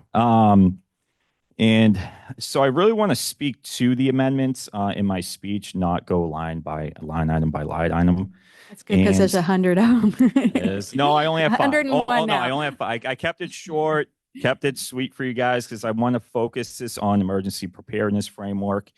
And that's already established in the draft decision. I respectfully ask the board to consider incorporating some of my revisions into the final approval document, but it's up to you.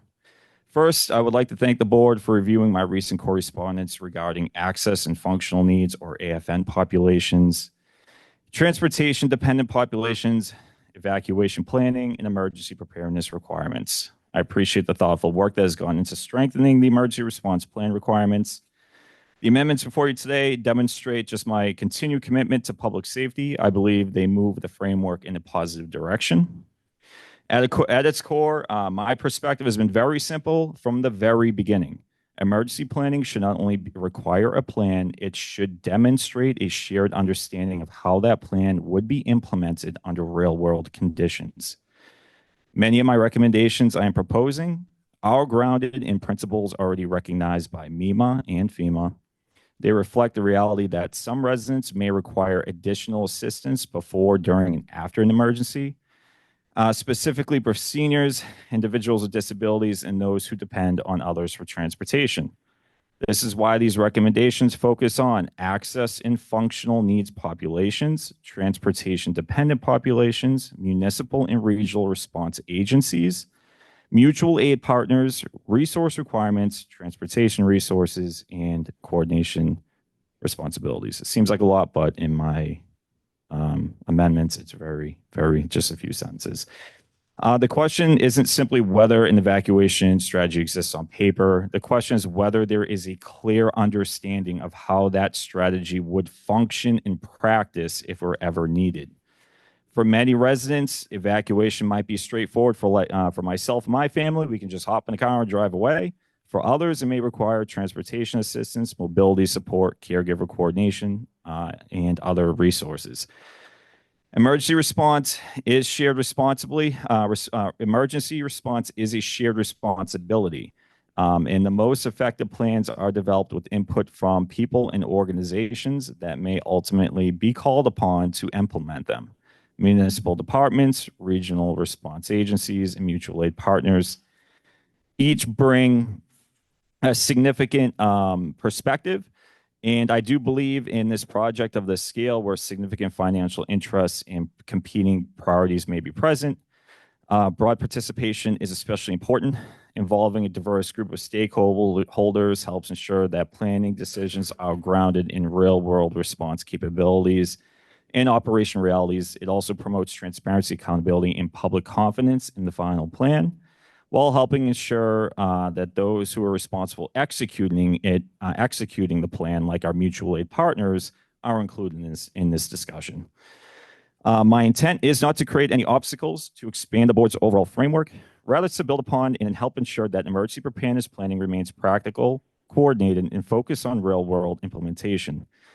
At the end of the day, we all share the same goal: to act responsibly, to consider all the factors, and get this right from the beginning. And I do want to thank the board as well as I wrap this up right now. You guys really stepped up for us, for our town. I really want to thank you guys for allowing our Board of Health to be accepted as interveners, even though they've had limited legal representation. I really want to thank you guys for taking my email into consideration, especially last second. I was voted in April. And all these conditions I saw were amazing. It looks like we doubled the other town. So it looks like you're really taking our voices seriously. So thank you. Thank you very much. I think Mr. Wald is here, so let's have him go next, if that's all right. All right. Thank you. Good morning. I'm a 35-year Tewksbury resident, and I'm also a volunteer with the climate advocacy organization 350 Massachusetts in its Greater Lowell chapter. I submitted a comment on behalf of 350 Lowell, but today I want to speak as an individual. As I said during the public hearing at Tewksbury High School, I strongly support the development of battery energy storage systems in Massachusetts, and I do not have a position on the suitability of the Hillman site. I do know that lithium-ion batteries storage has become generally accepted form of energy storage in the United States. It's unfortunate that there was no more than a nod given to better American battery storage technologies that are already developed and are in the process of being installed. I want to highlight only two of a fairly wide range of new battery storage technologies. I bring them up to be sure that policymakers and the public are aware of a huge potential gap in their knowledge and research in this area. If they look at new technologies in the future, they will save themselves much trouble with communities who object to battery installations. The first of the technologies is being developed by Peak Energy in Colorado in collaboration with General Motors and other companies. They are currently installing BESS sodium batteries, which have several advantages over lithium batteries, including, among them, price. Most importantly, these batteries are non-flammable, as well as having a low impact environmentally. The second technology is the iron-air battery, currently in the installation phase by Form Energy of Somerville, Massachusetts, right here.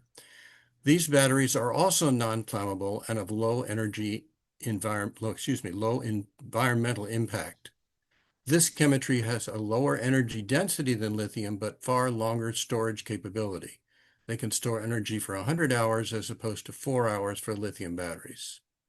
This characteristic implies a very different kind of usage and utility for the new Massachusetts electric grid, as well as being an in-state industry that deserves state support.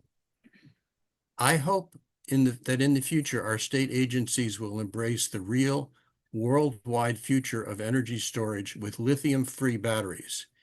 East Point Energy and Equinor would also do well to seriously consider the newer technologies in their future projects.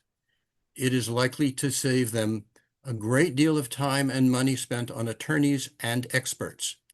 In addition, they would garner a vast amount of favorable publicity by revising the Hillman project itself to use the safer batteries.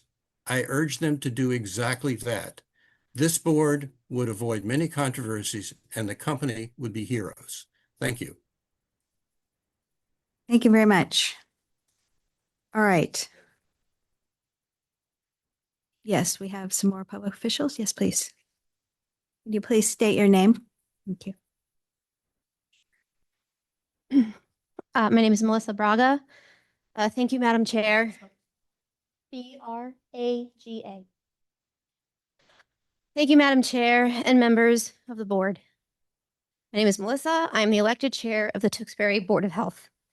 I was unanimously authorized by my board last Friday to make these comments as its chair. I want to make you kind of know the process that we've been through. Our board was not involved in this from the start. We did not learn of it from the town, but rather the residents. The Board of Health is not opposed to battery storage as technology or this facility existing even in Tewksbury. Our concern is the site, this design, and this incomplete record. I am not speaking on behalf of the town, which is considered the select board and the town manager. I'm speaking on behalf of the Board of Health. Under Chapter 111, Section 112, the Board of Health has its own mandatory statutory responsibility to investigate and prevent conditions injurious to public health. That responsibility belongs to us alone before this project is built, during its operation, and long after this proceeding ends. It's not even an option. As a registered nurse, I have spent my career making decisions where the margin for error is zero. I bring that same standard to our board. When I tell you the record before you is incomplete, I am not speaking as a procedural intervener. I'm speaking as the elected public health authority for the people of Tewksbury, and I do not take that responsibility lightly, as I'm sure you all don't either. The core contradiction we see is this. The Board of Health is the agency responsible for investigation and enforcement if something goes wrong. Yet the tentative decision gives us almost no meaningful role in the very conditions intended to public health. I know last night you guys did a lot and you did a couple of things, so I appreciate all of those things as well, because that puts us at least somewhere. Many of those conditions are tied directly to the host community agreement, framed as, quote, consistent with its provisions. The Board of Health is barely mentioned, is often not a required recipient as the matter of defined review role rather than general intervener notice of the plans governing groundwater protection, toxic gas response, incident reporting, and long-term oversight. A host community agreement negotiated to compensate a municipality cannot substitute for independent public health oversight. Our authority under Chapter 111, in my understanding, is independent of any host community agreement and cannot be supported by one. The board appeared throughout this proceeding without independent legal counsel, as you all know. That was not our choice. On October 16th, we voted unanimously to pursue a site assignment under Chapter 111, Section 143, which would have required the applicant to fund the entire review. On October 24th, we met with the town manager, special town council, and town council to discuss how best to protect public health in this matter. On October 29th, we withdrew that action and intervened here instead with an understanding that we would be supported with legal counsel. The very next day, special town council wrote that he, quote, could not represent the Board of Health and only represented the town as directed by the select board and town manager. We gave up our own independent statutory tool and within 24 hours learned we would be navigating a heavily lawyered state proceeding without an attorney. The town has a host community agreement with Hillman worth far more than $1 million annually. Special town council represents the town interests in that agreement. The Board of Health represents something different, the health and safety of people living beside this facility. Those interests are not the same, and they were never reconciled, not before you today. The decision acknowledged the critical protections remain unresolved. Groundwater, toxic gas hazards, you've heard it, emergency response and protection in sensitive receptors, including Emerald Court, senior housing, daycare facilities, homes, and businesses. Yet it concludes those issues can be addressed through future plans, future permits, and future revisions. Future promises are not present proof. The record also shows that our participation cannot be assumed. This is not a proceeding where the Board of Health must prove the project is unsafe. The burden is on the applicant to demonstrate this facility at this location in its final design is reasonably necessary for public convenience and welfare. The law does not ask whether the applicant has promised to answer these questions later. It asks whether they have been answered now, today, before you vote. On groundwater, on hydrogen fluoride, on emergency response, the record remains incomplete. An incomplete record cannot carry a complete burden of proof, no matter how many future documents are promised. A Board of Health asks that the petition be denied on this record. If the board approves, every unresolved public health issue must become a true condition precedent resolved before construction or energization, with meeting Board of Health involvement, including formal proceedings where warranted under Chapter 111. And because the town manager stated that the Board of Health access to HCA funding would depend on whether it was, quote, appropriate to this project and the town's position, we cannot rely on this town's financial structures for independent oversight. We therefore ask that the developer fund an independent escrow account separate from the HCA and administered without town manager or select board approval, dedicated to Board of Health study, monitoring, and enforcement. Because when this procedure ends, the responsibility for protecting our residents does not end. It returns to the Board of Health. That is why these questions must be answered before this facility is built, not afterward. As a nurse, I have learned that the questions you do not ask before a crisis are the ones you pay for during one. Thank you for your time and your service to this Commonwealth. Thank you. And okay. Representative Robertson.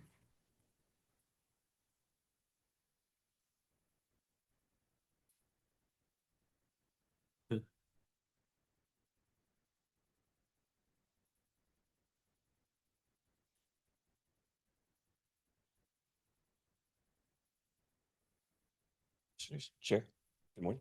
May I proceed? That microphone might need to go up a bit. Adjust it a little bit. Morning, Chair and Board, to you and the members.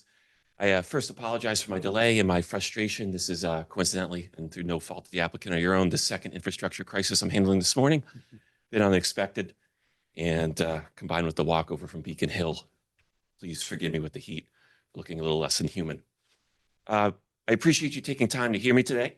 It's not the first time I've testified before this board on this applicant's proposal, and I believe that I made my position clear on behalf of my residents, not just of the 19th Middlesex, but I am also speaking behalf today on the other parts of Tewksbury which have foregone representation. The legislature elects their replacement coming this January. So when initially approached by this project, as I described the board during our first initial hearing, I was very, very cautious with the approach because, as Tip O'Neill said, all politics is local, and this came down to a case of location, location, location. As a state legislature, I have asked to be on the Committee for Energy for the last 4 years. Like you and the board in the Department of Environmental Resources and the Public Utilities Division, I have endeavored to shift the Commonwealth towards affordable and green energy. I'm standing here today to assure you, as an ally in this mission to move the Commonwealth towards a more just and equitable energy future, this is not a case of NIMBYism. This is a case of choosing the incorrect site location. I was born in Tewksbury. Tewksbury has been developing this neighborhood since 20 years before I was born, and shifting away from an industrial nature towards something that shifted more a residential and commercial purpose.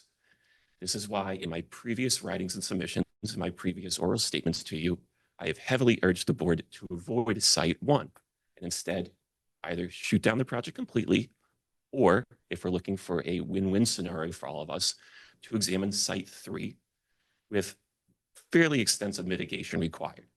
I believe that if such a project was to be welcome in Tewksbury, Site 3 is the only place that is even feasible to do so. Site 1, as you heard from many of the residents today and other public officials, both from the town and from the region, this is a poor choice of location for a few reasons. One, the nearby zoning that I referred to. Also, historically, Tewksbury has had great struggles in that neighborhood, particularly along Route 38. which is our main transportation and economic corridor for the area, with flooding. This was something that had begun occurring back in the 1960s through the 70s. And unlike many of the other communities, the other 351 cities and towns in Massachusetts, Tewksbury woke up, did a study, and over the last decades, through gated efforts from our select board, zoning board, and town planners and other folks that run the community, had begun to shift away from this type of industry. The only industry there, and I can tell you firsthand, as a resident who grew up about a mile from this place, are light warehouses. The largest industrial property in that area is a self-storage warehouse with a commercial focus towards the community. Again, I have dedicated my public career outside of serving my constituents towards energy. It's something I've specifically asked. I myself am very pro-green energy. Many of the people in the audience are today. But we're here because the devil is in the details, and the details of this project at Site 1 make it completely unfeasible. And if approved, I am frankly not sure as a public official how to reinvest into this neighborhood and change that character back towards the last 50 years of what my community has been working towards in a way that marries the interest of my constituents and the Commonwealth's greater mission to provide clean and reliable energy to all. I literally do not know the solution. So I ask board, please, we take a step back, look to reject this proposal at Site 1, and at minimum, look at Site 3. I will submit another 8 pages with extensive commentary on this. I thank you all for your time, and I'll be hanging around here in case to avail myself to any questions that you or the board may have. Chair, Thank you very much. kindly. Thank you, Rep. Any other public officials? Yes. Thank you. My name's John Curran. I'm the town manager of the town of Tewksbury. And I just wanted to, I can only see up close without my glasses. I just wanted to just briefly, some of the remarks that were made by the Board of Health, I just wanted to say on the record that the town doesn't agree with some of the versions of events that transpired. I think the issue there is clearly a local issue of interrelation between the department and the town and the Board of Health, which I don't think is the burden of the EFSB. So I'm not going to get into the details of it, but just to say that I don't agree with the representation of events that occurred.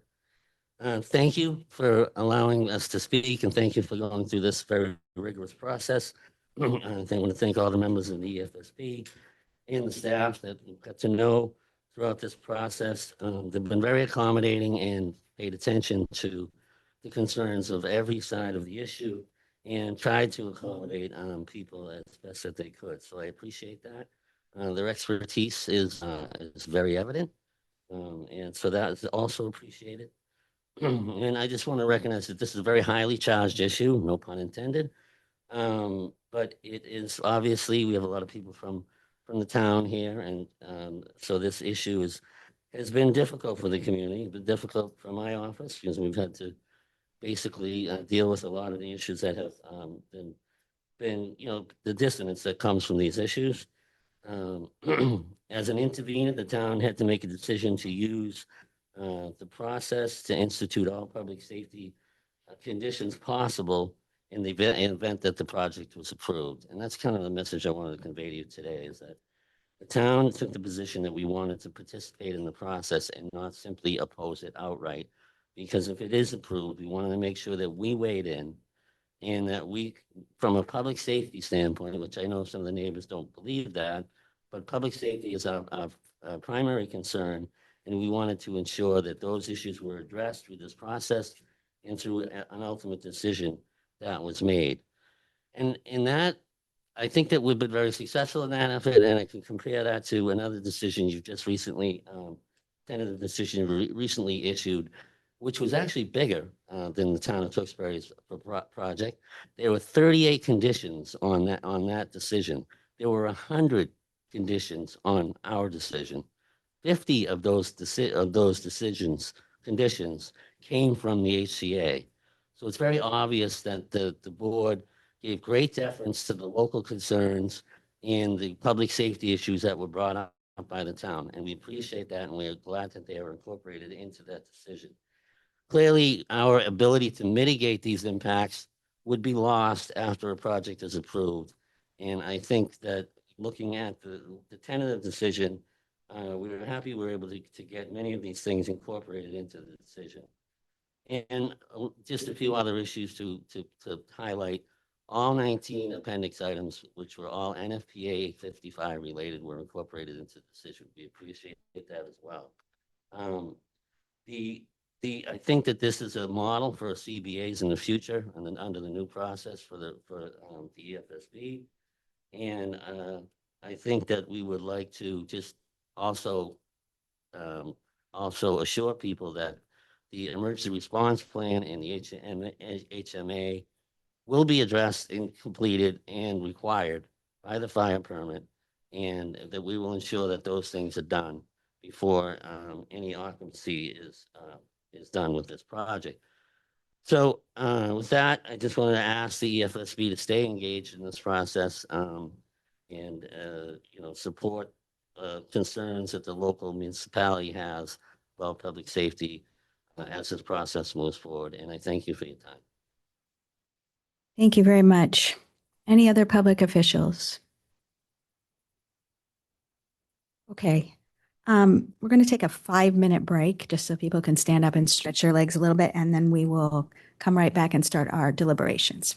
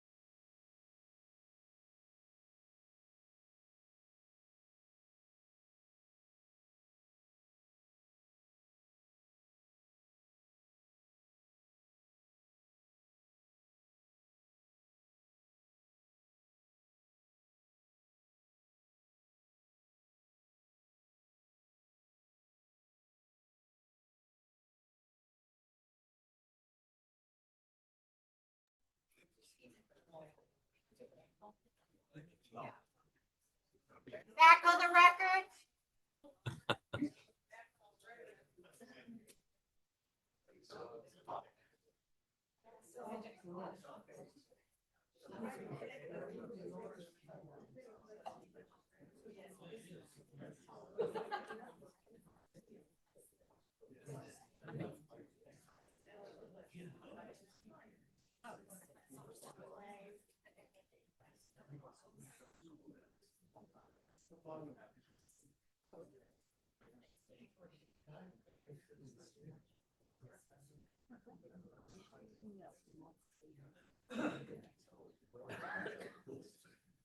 Okay, thank you. Can we go back on the record, please? So I just want to apologize about the timing here and our inability to go to everybody who would want to comment. But I do want to make sure that we have William Martell have an opportunity to speak. So if you, Mr. Martell, thank you.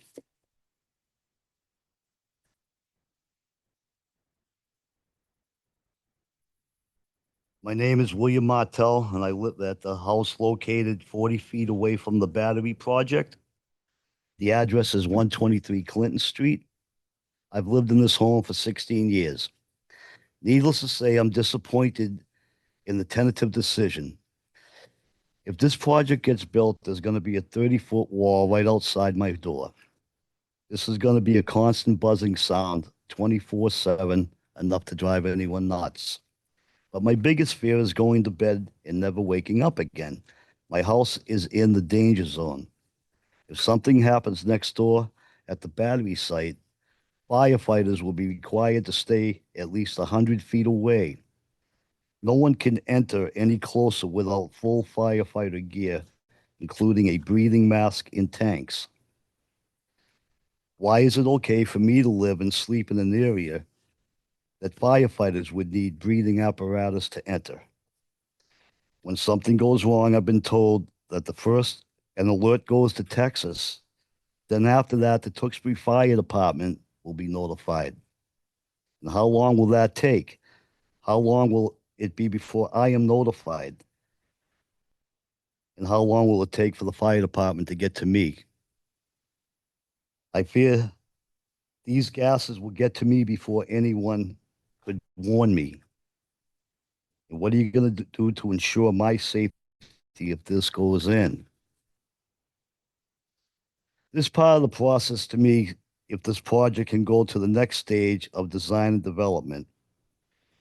Approving this project with an order of conditions is saying that they don't see any major problems in the design, implying that any current design problems are minor and can be worked out later.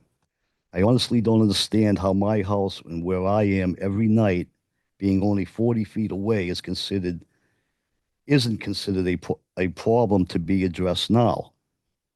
Why should my safety be assured by an emergency response plan to be developed later down the road?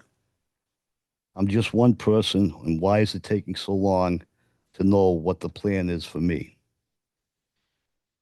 No one has ever approached me about what to do during a fire, and I've never heard from the Tewksbury Fire Department about a plan. Have there been an evacuation studies ordered yet? And how are we this far along in the process, yet no one has addressed me about a plan for my safety? So approving this project sets a precedent of having a home in this close in Massachusetts to a project. No project has been approved with a home only 40 feet away from it. And I urge you to please consider my safety in rendering this decision. Thank you for letting me speak. Thank you very much. So really appreciate those comments and appreciate you coming here to talk to us today. Thank you. Okay, so we are now going to move on to deliberations. So the way this works is that we start with a main motion and we just get it on the table. And I think it's confusing because it's like, why aren't they talking about that motion? But we're going to start with putting the motion on the table and then we're going to talk about amendments, and then we'll go back and talk about the whole picture. So it's confusing, but that's the way it's done. So do I have a motion to adopt the tentative decision? So moved. Second. Okay, the motion, a second, and we're going to leave that on the floor. The board will vote on it at the end of deliberations when with the approved amendments if necessary. Okay, so we now are going to consider the tentative decision as proposed by the staff, and then we'll consider any additional amendments from board members. So I know that the staff said that they have a couple of corrections on the amendment sheet from last night. So why don't we go through that first? Go ahead, Ms. Evans. Yes, hi. Thank you very much. I would like to note that we would like to delete one of the amendments. Mr. Senni was correct. We deleted the wrong paragraph, and we want to make sure that that does appear on page. So it's the amendment on page 90, on the second page of the amendment sheet, lines 10 through 21. Slow down a little bit. Slow down, Ms. Evans. Go again. Yep. The amendment sheet, page 2. Mm-hmm. The amendment on page 90, lines 10 through 21, delete some what we called duplicate bullets and paragraph. That should not have been deleted. Mr. Senni is correct. And we would like to delete that deletion. In other words, we'd like to delete that amendment so that language remains in the tentative decision. Thank you. Okay. So, is there any other information that you want to provide us with about this, about the most recent sheet, or you're good? We'd welcome any questions anyone has on the amendment sheet, but we don't have further information to provide on it at this time. Okay. Except for response to questions. Okay, well, I mean, I would be interested in hearing a little bit more about the conditions associated with safety. I think that what we mostly have heard today is real concerns about different aspects of safety, including people who are worried, about mobility, people who are worried about when are they going to be notified, people who are worried about what they would consider to be toxic gas. So I'd like to talk a little bit about how we have considered those concerns and address them in the order and in the conditions. Thank you. I think Mr. Strasberg could speak to that. He worked on the safety portion of the tentative decision. Right. Thank you. Thank you very much for that question. First and foremost, I would direct your attention to condition number 91. And condition number 91 emphasizes compliance with all standards. So NFPA 855, as said before, is the gold standard for best safety. And that also ties into full completion of the HMA. And the HMA, the hazard mitigation analysis, and the emergency response plan. So this is condition 91. The key here is that the Tewksbury Fire Department, in coordination with an independent third-party reviewer retained by the town, would verify that the project complies with all of the applicable safety codes, standards, and approved plans. So this is a critical condition here. There is another condition, condition number 89, which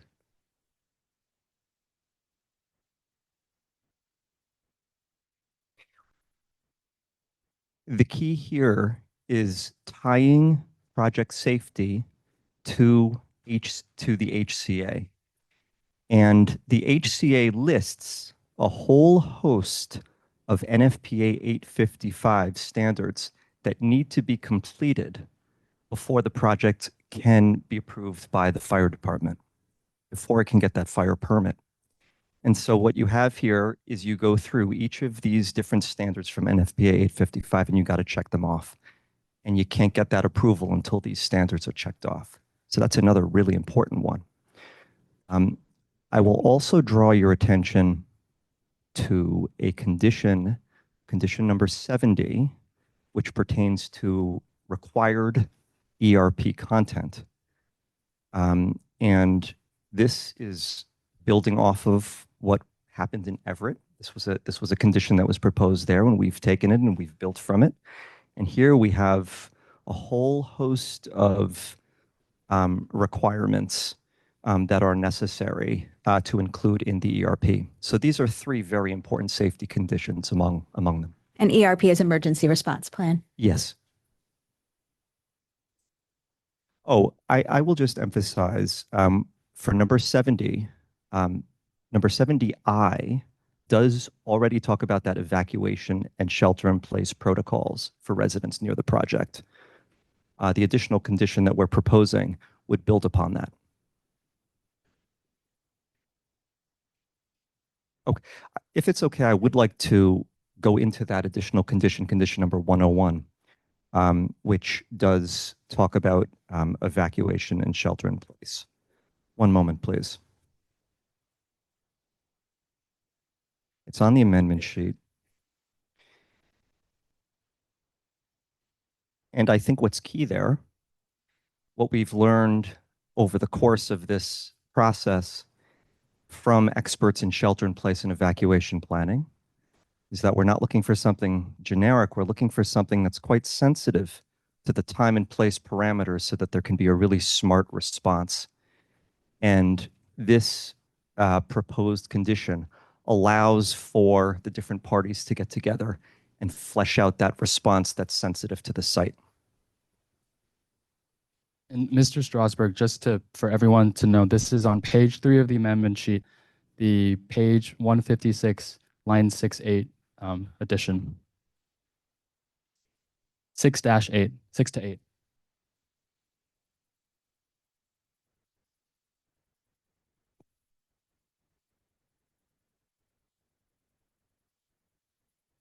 So this is the new condition that directs the company to work with the fire department and the emergency management director on identifying an evacuation and shelter in place strategy, which considers location, project, and incident specific factors. And that strategy is to be completed and submitted to the town no later than 30 days prior to construction. So that's prior to construction, not after. Thank you. That's helpful. One thing, if it's possible, I'd like to clarify is that we intentionally wrote that in a kind of an open way to give latitude for the fire department and the company and the emergency management manager for the town to work together gainfully. So we didn't want to be, we kind of labored on it, should we be over prescriptive or not? And we decided to be open to allow that latitude. Just add that I believe it was Mr. Lombardo who brought to our attention the presence of the Tewksbury Emergency Management Director. And so based on that, we've incorporated that inside. That's a quick follow-up. Yeah. Quick follow-up on that. The language on page 156 that is proposed to be inserted, does that correspond to a condition at the end of the tentative decision? So essentially, there's already a requirement that the ERP contain evacuation and shelter in place. What we propose is something that builds on that. So it is incorporated in an existing condition? Yes. Okay. Follow-up question. What conditions are present in the tentative decision that would communicate the elements of the emergency response plan to residents, many of whom are in this room and have articulated a concern about not knowing what to do? Thank you for that question. One moment, please.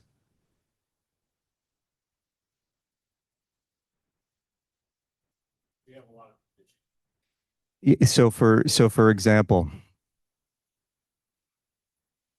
We have conditions about safety reports. We have conditions, well, I'll get you something specific. Hold on, please. And while Nathaniel's looking, the fact that this follows specifically the NFPA 855 2026 guidance, there's very specific requirements of an emergency response plan that could certainly be expanded in the as we need. Mike.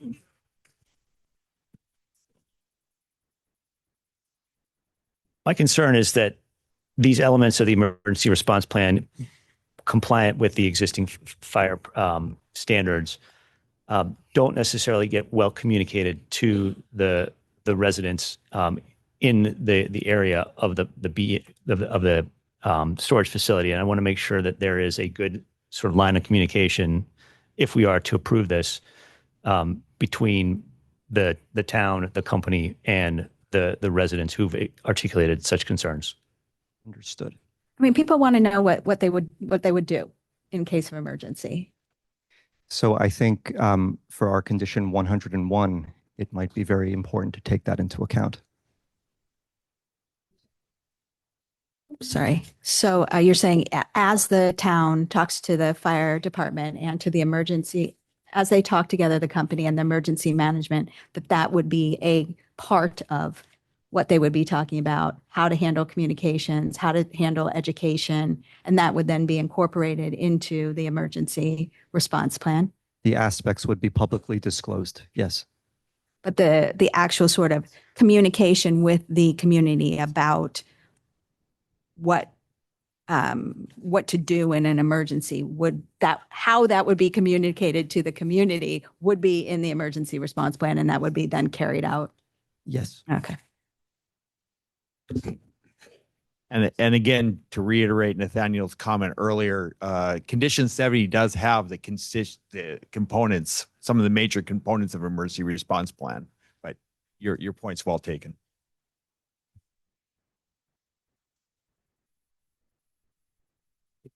Further questions on staff's conditions sheet? Can we just clarify, because we've got a lot working here. Condition 101, where is that? What does it say?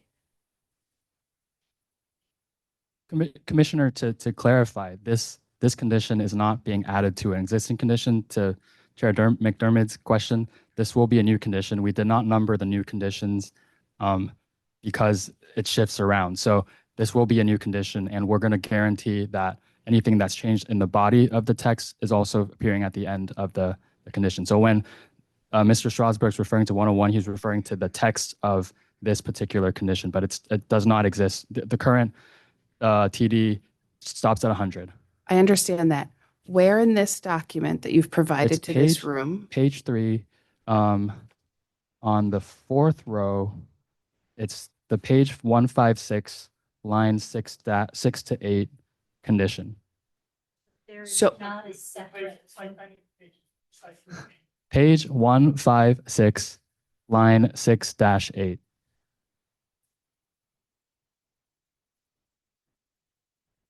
And I think part of the issue that you may have is there is no separate listing on the amendment sheet that includes a statement, condition 101, with the text of that condition.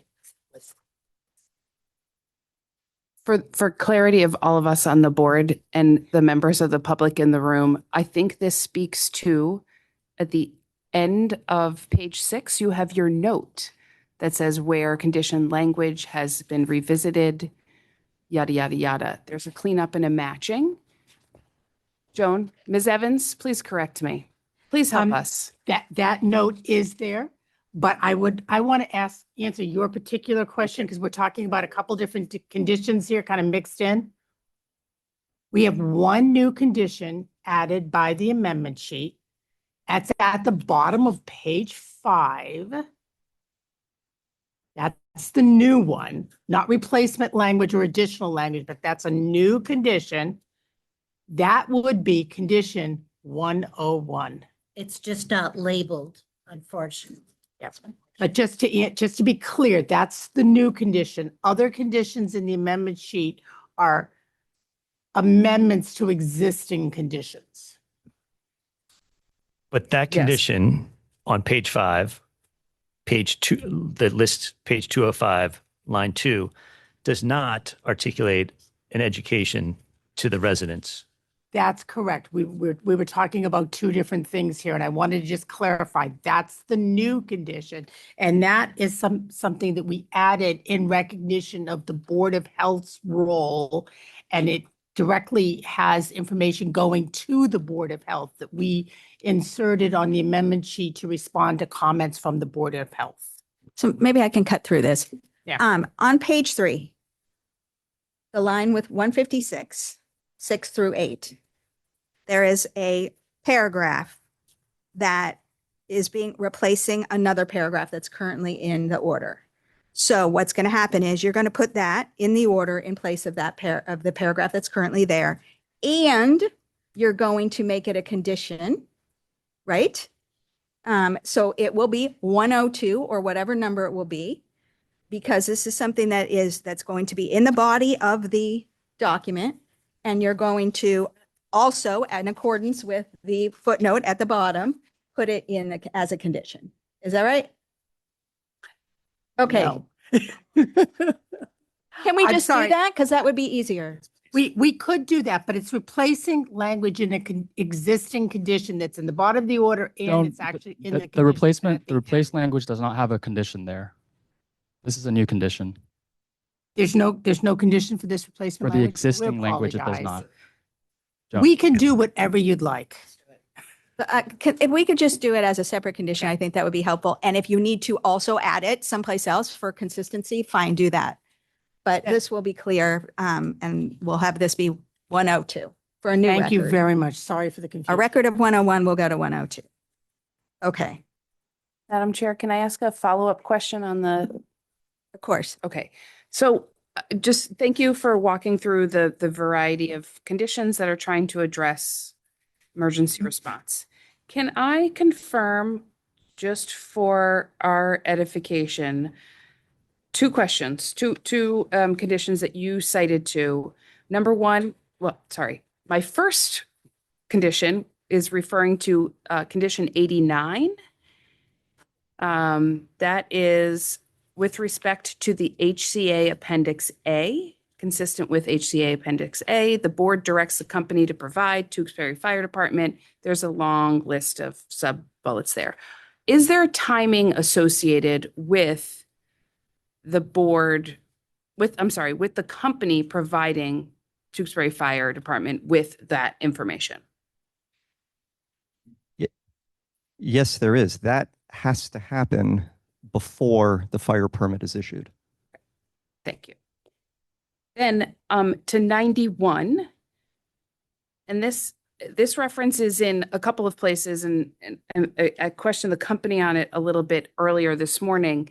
With respect to NFPA 855, as we heard, was an edition that was published in 20 or 21. There's now a 26 edition, which is referenced and throughout, which I appreciate.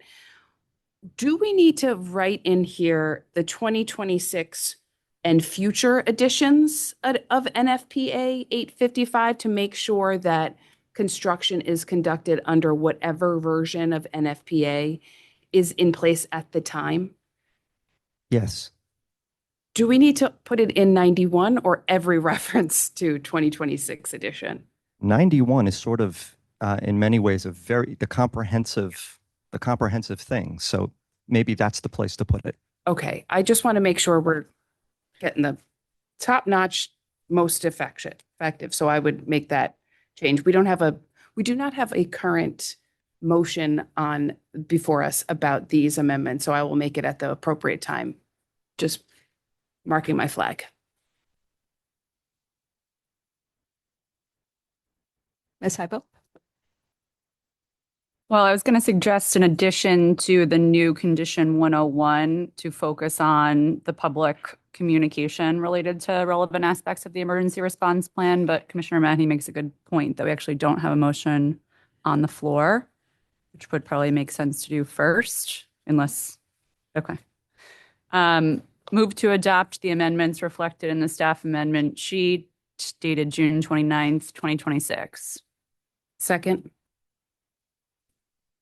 So now again, we're just going to place it on the table and we're going to talk about changes we may want to make to the amendment sheet, which is what we have been doing. And then we will vote on those changes on the amendments sheet. As a slate. Okay. So on page 3, line 156, or page 156, excuse me, line 6-8, the new condition 101 that we've been discussing to reflect some of the discussion we've had here about and respond to concerns that folks will not know what to do in case of emergency. We'll propose some language about communication of that emergency response plan and welcome any refinements from the board. I would propose adding to the end of condition 101, the company, in coordination with the town, shall communicate aspects of the emergency response plan relevant to public safety to local residents, including by making such provisions publicly available and conducting at least one public meeting regarding those provisions at least 30 days prior to operation.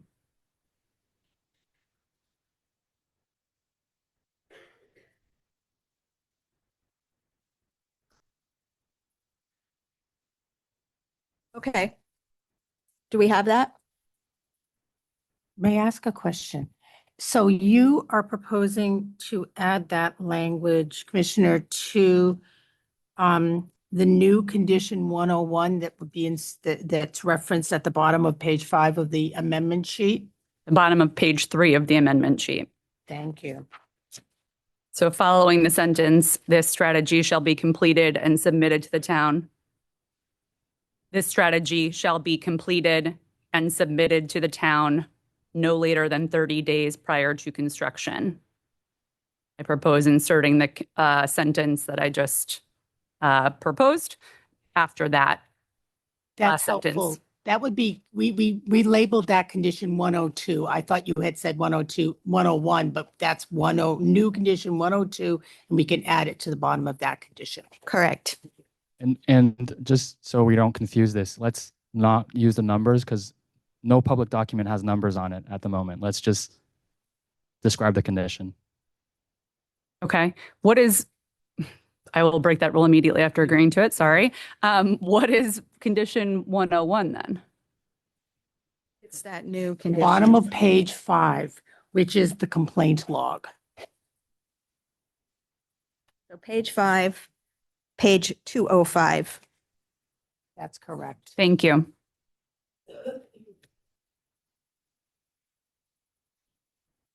Commissioner Mahoney, did you have an amendment to the staff sheet? Thank you, Chair. I do. I would like to amend condition 91. As I noted earlier, at the final clause of condition 91, which starts by saying including but not limited to the 2026 and any future editions of NFPA 855. So 91's the amendment. So any other, yes, Ms. Evans? I'm sorry we're just trying to keep track of it. I believe that condition 91 is not on the staff amendment. No, it's not. So we would do that That's as right. a separate vote just on that particular amendment, please. Okay. I love to be the star of a show, so sure, I'll hold that off till later. No, let's just do it. Why can't we Okay, just vote on it now? I move that we amend the tentative decision in condition 91 to strike No, just the words the 2026 edition and replace it with the 2026 and future editions. second. Okay, let's have a roll call vote for that. Chair McDermott. Yes. Commissioner Mahoney. Yes. Commissioner Heipel. Aye. Commissioner O'Shea. Aye. Director Goodrow. Yes. Director Blanchett. Yes. Mayor Cahill, Yes. Mr. Bonfiglio, and Secretary Tepper. Yes. Motion carries. All right. Do we have any further amendments specifically on the sheet, the amendment sheet that was provided last night? Any changes to that? Or questions? I have a question on page 3 of the amendment sheet related to, it's the second to last row of the chart that appears on page 3, relates to page 165 of the TD. And this concerns providing information to the Board of Health. I too appreciated the very thoughtful comments and suggestions that the board submitted about receiving information that's relevant to its unique and critical purview here. Can staff speak to whether this new language or any other condition responds to the Board of Health's request for timely receipt of documents related to public health? Well, this was specifically added because this is a regular practice of dockets before the board, where if someone is a member of the service list, they receive copies of all the compliance filings that are required in the final decision and have the opportunity to comment on those filings. But if you are not a regular participant in siting board proceedings, you would not necessarily be aware of that. And we wanted to make that clear to the Board of Health that they would continue to receive all the filings required as compliance filings from the company, which may frankly extend some time into the future.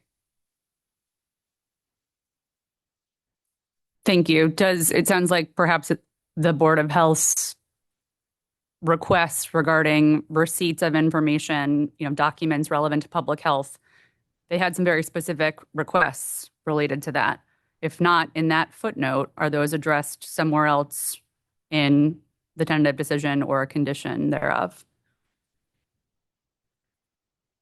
I believe, except for the text that's now condition 101, at the bottom of page 5, we added the Board of Health to the list of recipients who should receive information with regard to complaints for the project.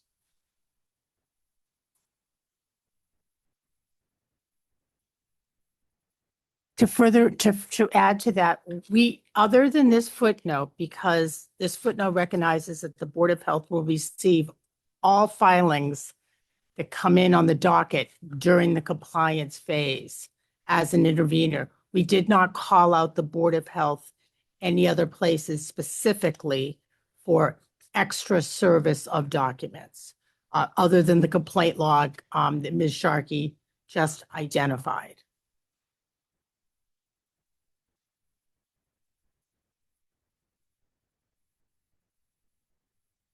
Okay, so the Board of Health will receive anything that is submitted to this board. They had a number of requests related to receipt of public health related filings and other documents submitted in connection with the project. So if the company has to submit a public health related document to someone else, some other entity than this board, the Board of Health would like a copy of that filing as well. So we didn't include anything of communications between the Board of Health and the town itself.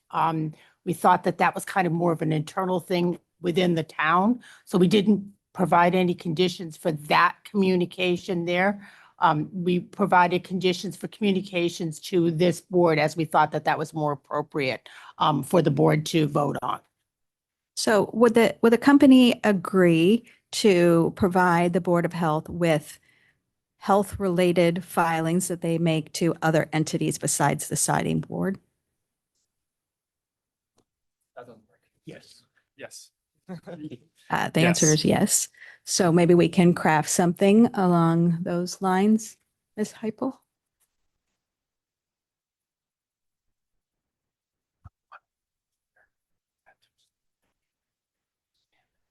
Okay, so I have a good suggestion that we go back to that can the staff amendment sheet.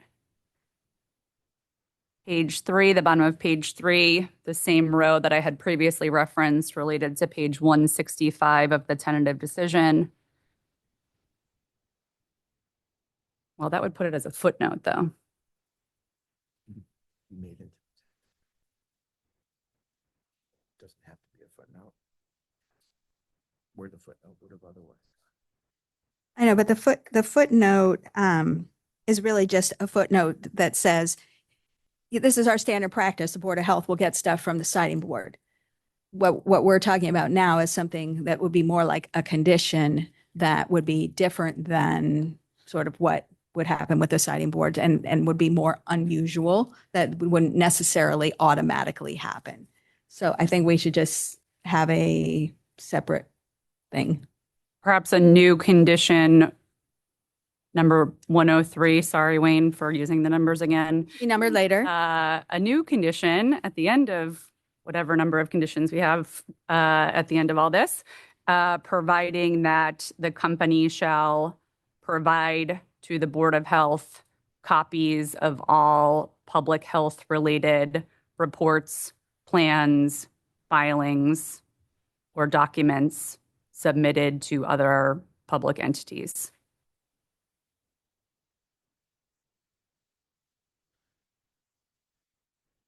Mr. Shea.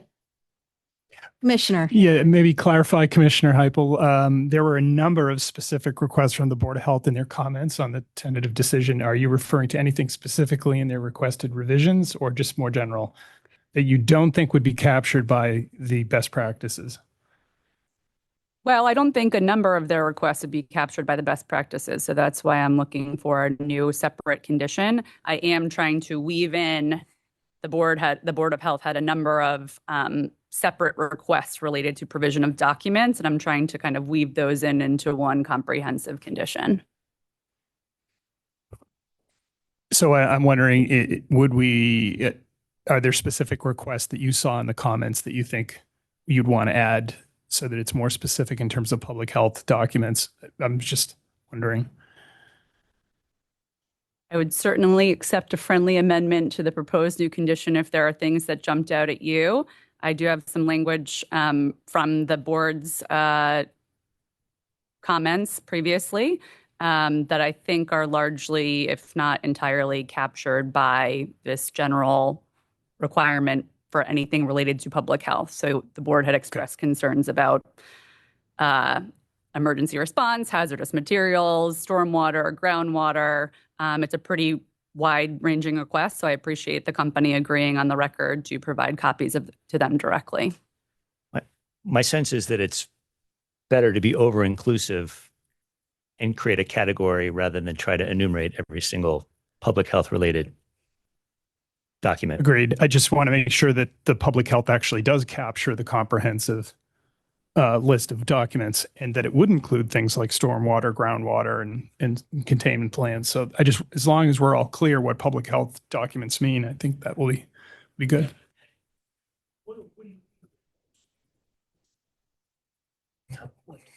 It would. Yes, it would include, right.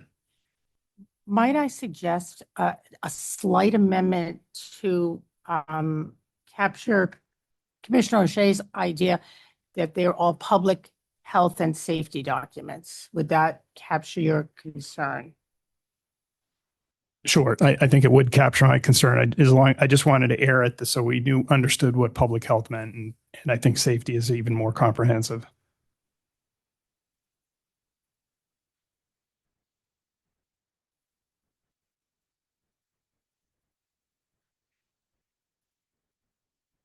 I move that we adopt the language for a new condition with respect to the Board of Health as read out by Commissioner Heipel and amended by Ms. Evans. Second. Chair McDermott, Yes. Commissioner Mahoney, Yes. Commissioner Heipel, Aye. Commissioner O'Shea, Aye. Director Gutro, Yes. Director Blanchett, Yes. Mayor Cahill, Yes. Mr. Bonfilio, and Secretary Tepper. Yes. Motion is approved.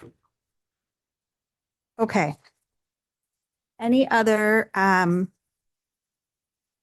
amendments on the amendment, questions or changes to the amendment sheet? So let's move on to whether we have any additional amendments that we want to add to the order itself.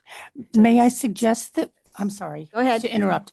May I suggest that we vote on you vote on the amendment sheet? I can indicate that we've made 2 changes to it in the deliberations, perhaps vote on the amendment sheet and then go on to additional amendments. If you think we have to, we can do that. Okay, we'll vote on that. Chair McDermott, Yes. Commissioner Mahoney, Yes. Commissioner Heipel, Aye. Commissioner O'Shea, Aye. Director Gutro, Yes. Director Blanchett, Yes. Mayor Cahill, Yes. Mr. Bonfilio, Secretary Tepper. Yes. Motion is approved. The amendment sheet is adopted as amended. All right, so let's move on to any amendments that we want to discuss with respect to the order itself.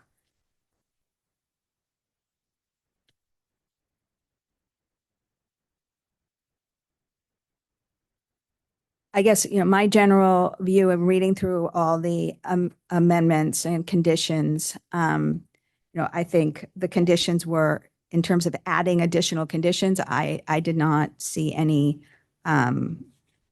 need. The conditions that are there addressed my concerns, and don't think I need to have additional conditions. But I don't know if other people feel the same. I'd agree with that in particular, since, as has been pointed out, other permitting and approval processes will follow that will ensure that appropriate plans and requirements are met. So I don't feel the need to stand on those now as conditions to the decision.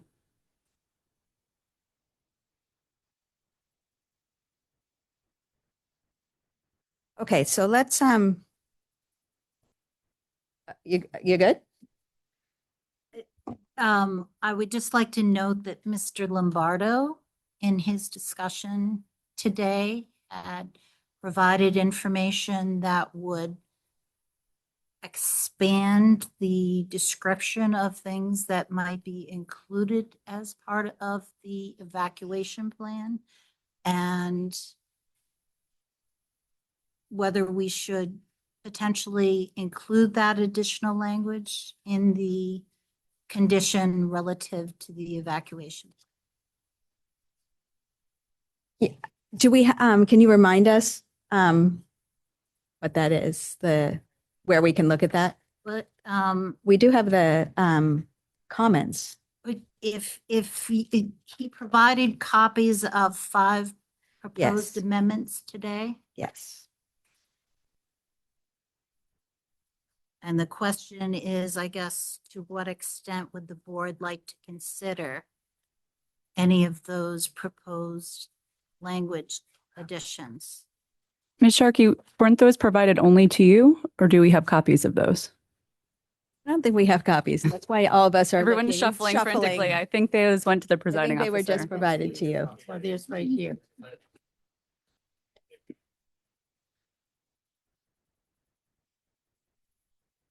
Well, it's helpful that you have read them through, Ms. Sharkey, and feel comfortable with them. So that's helpful.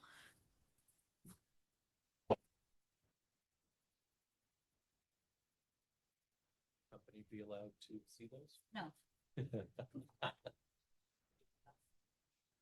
think that's more. Thanks. Oh, thank you. But yeah, I know we're gonna get them.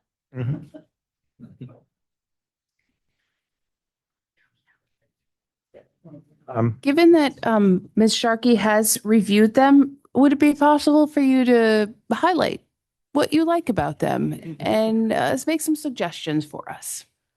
I think in particular, in his comments originally before the TD, before the TD was issued, he specifically referenced a number of documents posted on the MEMA website that deals in particular with things like transportation and communication plans with sensitive populations, which we did not incorporate at that time, in part because they weren't part of the record in the proceeding. However, he did provide these additional suggestions based on his experience, I guess, to date in dealing with emergency response planning. So are you suggesting that we make all the proposed changes? I guess what I was suggesting is if indeed you feel that there is some insufficiency in terms of the language discussing the different issues that need to be considered as part of the evacuation plan. For example, his amendment change 1, which includes specific references to access and functional needs and transportation dependent populations. We could include that if you're not comfortable with the level of detail in the currently pending conditions. And while I am loath to raise this as an issue, frankly, it's because of the discussions regarding the evacuation plans and notifying the residents, which is why we wanted to bring it back to you for your consideration at this point. Fair enough. Fair enough. You heard a concern from the board about that issue. You think it might be addressed somewhat more detailed than what we have done already by adding this proposed amendment 1 on the sheet that you just provided us. Is that right? Yes, because I think in Amendment 3, Amendment 4, and are things that are probably more officially captured in the more general language we had included in the conditions. Yep. Okay.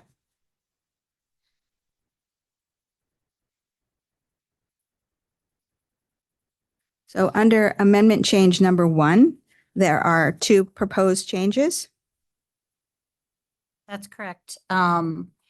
One is a footnote and the other is in the body. The other is in the body, and the one that is proposed for the body of the decision is the one that specifies more information with regard to public safety agencies, mutual aid partners, addressing the needs of access and functional needs and transportation dependent populations. So it's more, do you want to get into that level of detail, or are you satisfied with what's currently? What is the feeling of the board? I think some good points have been raised about proximity to assisted living facilities and potentially other, ANF or transportation dependent populations, and would like to add some of the suggested language. I'm trying to cross-reference on the fly here to assess whether proposed amendment 1 by Mr. Lombardi or proposed amendment 2 better addresses that. certainly if staff have a suggestion about where the language related to AFN and transportation dependent populations would best fit, that would be helpful. So I believe Mr. Lombardo suggested it would go in as an additional text to page 124, lines 8 and 10 on the TD. I see that. He suggested similar language regarding those populations in amendment change number 2, Yes. suggesting that it be added to page 156. Maybe it just belongs in the condition related to the ERP and communication of that plan. Maybe it just belongs in the condition related to the ERP and communication related to that plan. So, Commissioner, part of this looks like to me to be included in the one of the amendments that we've already voted on, the same kind of thing, saying that there will be working with the Tewksbury Fire Department and Emergency Management Director, that part of that we just talked about. So it seems to me that the part that would be more new would be the First Amendment here. I agree. I'm referring only to that language related to the access and functional needs and transportation dependent populations. Yes. That's repeated in both Amendment Change 1 and Amendment Change 2. Correct. I think we only need to do it once. Right. I agree. I'm just trying to find the right place to put it. So potentially Mhm. it could be added as part of condition 70.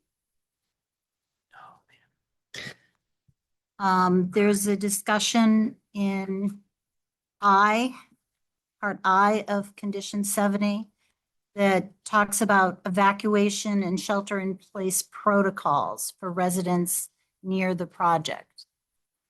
That makes logical sense to me. Thank you for identifying that.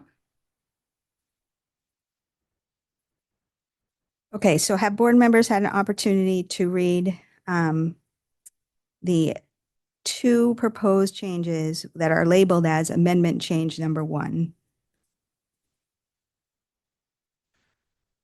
I will note that the board members who are online don't have that piece of paper Right. at hand, so I think we do need to read that for their edification. You're right. So, Ms. Evans, how would you can you just put it in for us and read it, how it will be in the document? So in condition 70, which is on page 199 of the TD, part I reads evacuation and shelter in place protocols for residents near the project.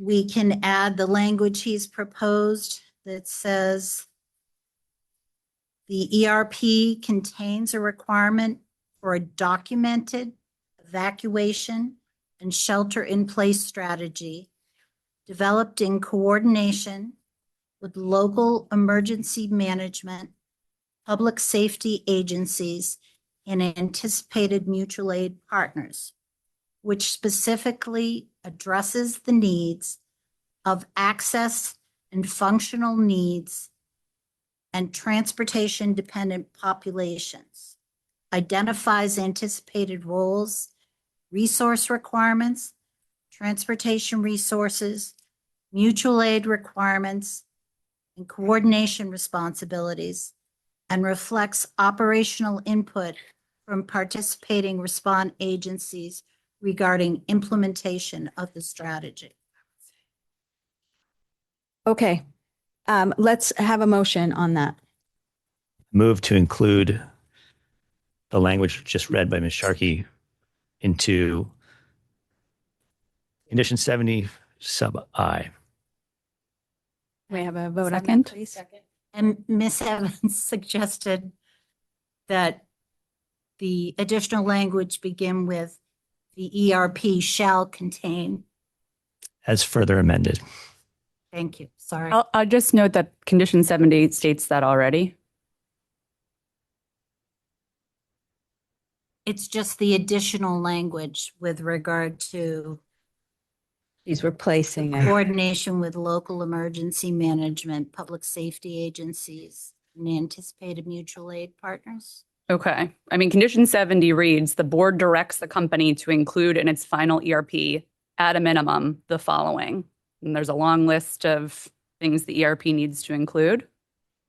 And we were suggesting this could make part I somewhat longer, because at this point it basically says evacuation and shelter in place protocols. So this expands the information relative to the protocols. What's the proposed introductory language that would be different in I?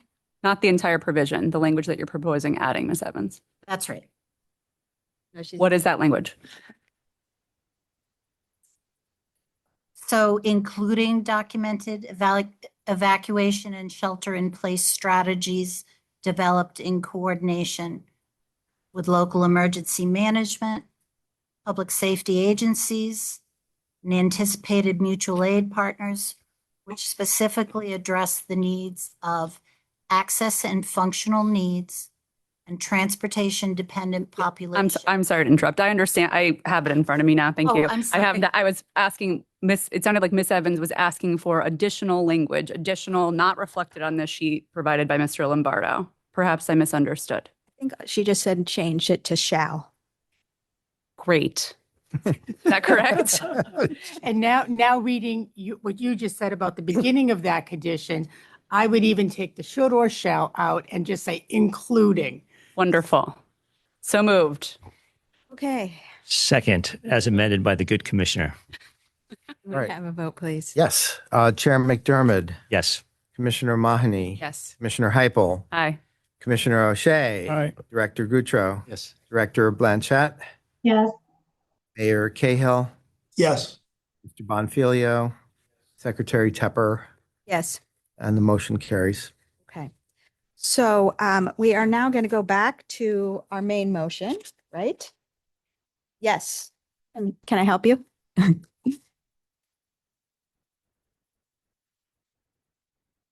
I had pointed out a mistake and it was corrected last night, but only in one of 4 places.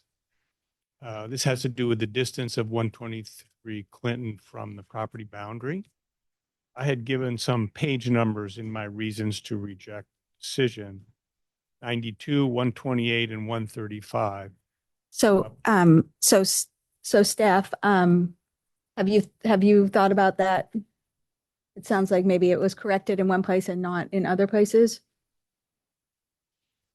So as we noted at the bottom of the amendment sheet, that we would go back and make the rest of the decision consistent. And I'm glad Mr. Sunny pointed out, we can go back and make sure that we have 2 distances with 2 different citations. We can make sure that the rest of the TD or final decision will be reflective of these 2 distances with the citation to your brief. Thank you. I directed just to 92, where it says De Palma Sheehan reported that a residence at 123 Clinton is located about 80 feet from the project site. Excuse me, I think they can find it. Okay. Or maybe you could send an email or something just to make sure that we have it. I just want to move along. If that's permissible, I'll send it. Yeah, thank you. Just make sure you CC the company.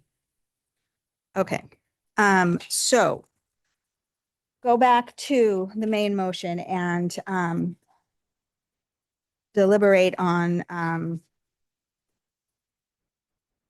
whether to adopt the tentative decision as amended already by us.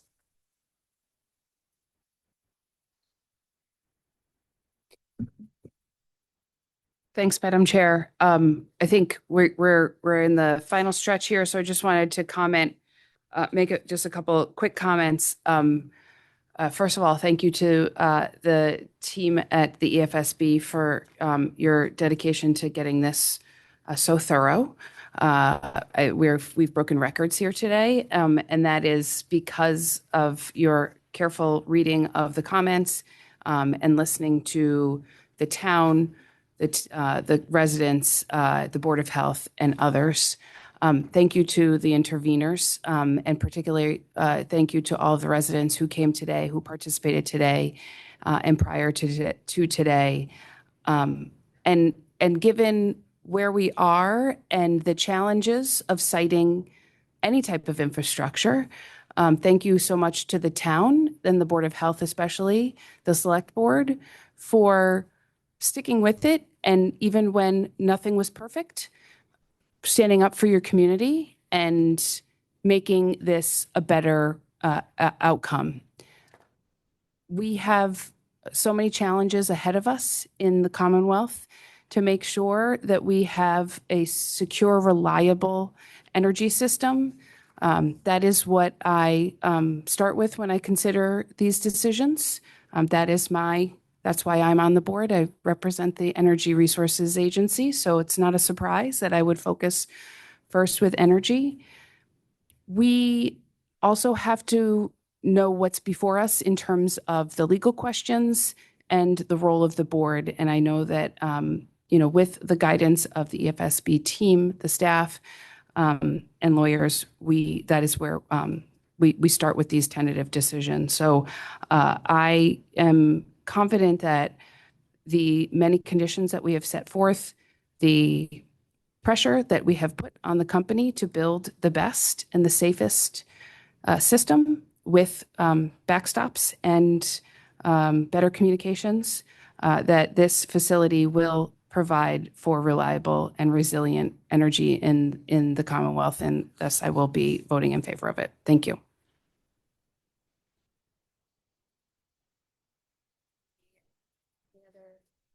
Sorry, any other comments, questions? Mr. Ducato? Sure. So I sit on the board representing Secretary Paley and the Executive Office of Economic Development, but I also bring 22 years as an elected official in my own hometown. And I've testified before scores of boards and commissions on a variety of different controversial projects on behalf of neighbors. So I understand how these issues are visceral and have a direct impact on your neighborhood and your property. So I want to thank, it's astonishing that you all traveled so far. So thank you for coming and testifying before the board. Thank you for all of the comments that were provided today and previously. Thank you to the staff for their extraordinary job incorporating additional concerns that I think are protective and reflective of the voice of a lot of the neighbors. Economic development, our interest is in reducing electricity prices, fair siting opportunities, and reasonable community benefits and revenues for communities. I too will say on behalf of economic development that we're supportive of the project because Massachusetts has expensive energy prices. These projects shave the peak in both winter and summer and reduce spikes in electricity due to gas constraints on the system. And energy storage is among the fastest, cheapest, easiest ways to do this in the short and medium term. The site is proximate to a national grid substation. The project will provide some $2 million over 20 years as negotiated through the pilot and the HCA. And I additionally applaud the town for some creativity in securing a property value security fund. I will say that I look at and EOED looks at a lot of the conditions, and this is exhaustive in terms of the conditions. And I'm grateful for a number of them, the municipalities being reimbursed for cost of consultants, the sound walls, the noise issues, the 24-hour notification, the quarterly safety updates, the coordination with the fire department, the emergency response plans, and the amendments that we just made, the investments in public safety and fire, equipment and training. In my brief experience on this board and during my extensive experience as an elected official, I have not seen a more comprehensive host agreement designed to protect residents, neighborhoods, and natural resources, or mitigate potential effects from the project and compensate and reimburse a community. So as difficult as it is for the town, I commend them for being proactive to try and be as protective as possible of the neighbors and the community. I'll leave it at that. Chair McDermott. This is not an easy decision, and it shouldn't be. It is a question of what is in the public interest, and that has a very real and human element to people who are living nearby. It also has a very real interest in the electricity system. It is not a binary decision. I think the conditions put upon the company in the TD and as further amended here are designed to protect and to make sure that the company is a good neighbor and builds and operates the project with care and with concern for its residents. And we intend to hold the company to that. There are a lot of unknowns about the construction project that would come forth and the operations. And it is incumbent upon the company working with the town, the Board of Health, and others to communicate the elements of the project and how they plan to ease those and assuage those concerns and those fears. So I am going to vote in favor of the decision today, but to do so with the knowledge that the conditions, which are, as has been said, exhaustive, protect and ensure that this project will be a good neighbor. Thank you. Any other comments? Okay, so why don't we have a vote? Chair McDermott. Yes. Commissioner Mahoney. Yes. Commissioner Heipel. Aye. Commissioner O'Shea. Aye. Director Goodrow. Yes. Director Blanchett. Yes. Mayor Cahill. Yes. Mr. Bonfilio. Secretary Tepper. Yes. So the main motion has been approved, which includes the amendments that have been adopted. So once again, I want to thank everyone for coming today. I understand that this is not the outcome that many people wanted. We really appreciate the fact that you came and that you listened to us and that we were able to listen to you. I hope that you take some solace in the fact that we do care very much about making sure that these conditions are implemented. And we will continue to have compliance filings to ensure that happens. So thank you. We're off the record.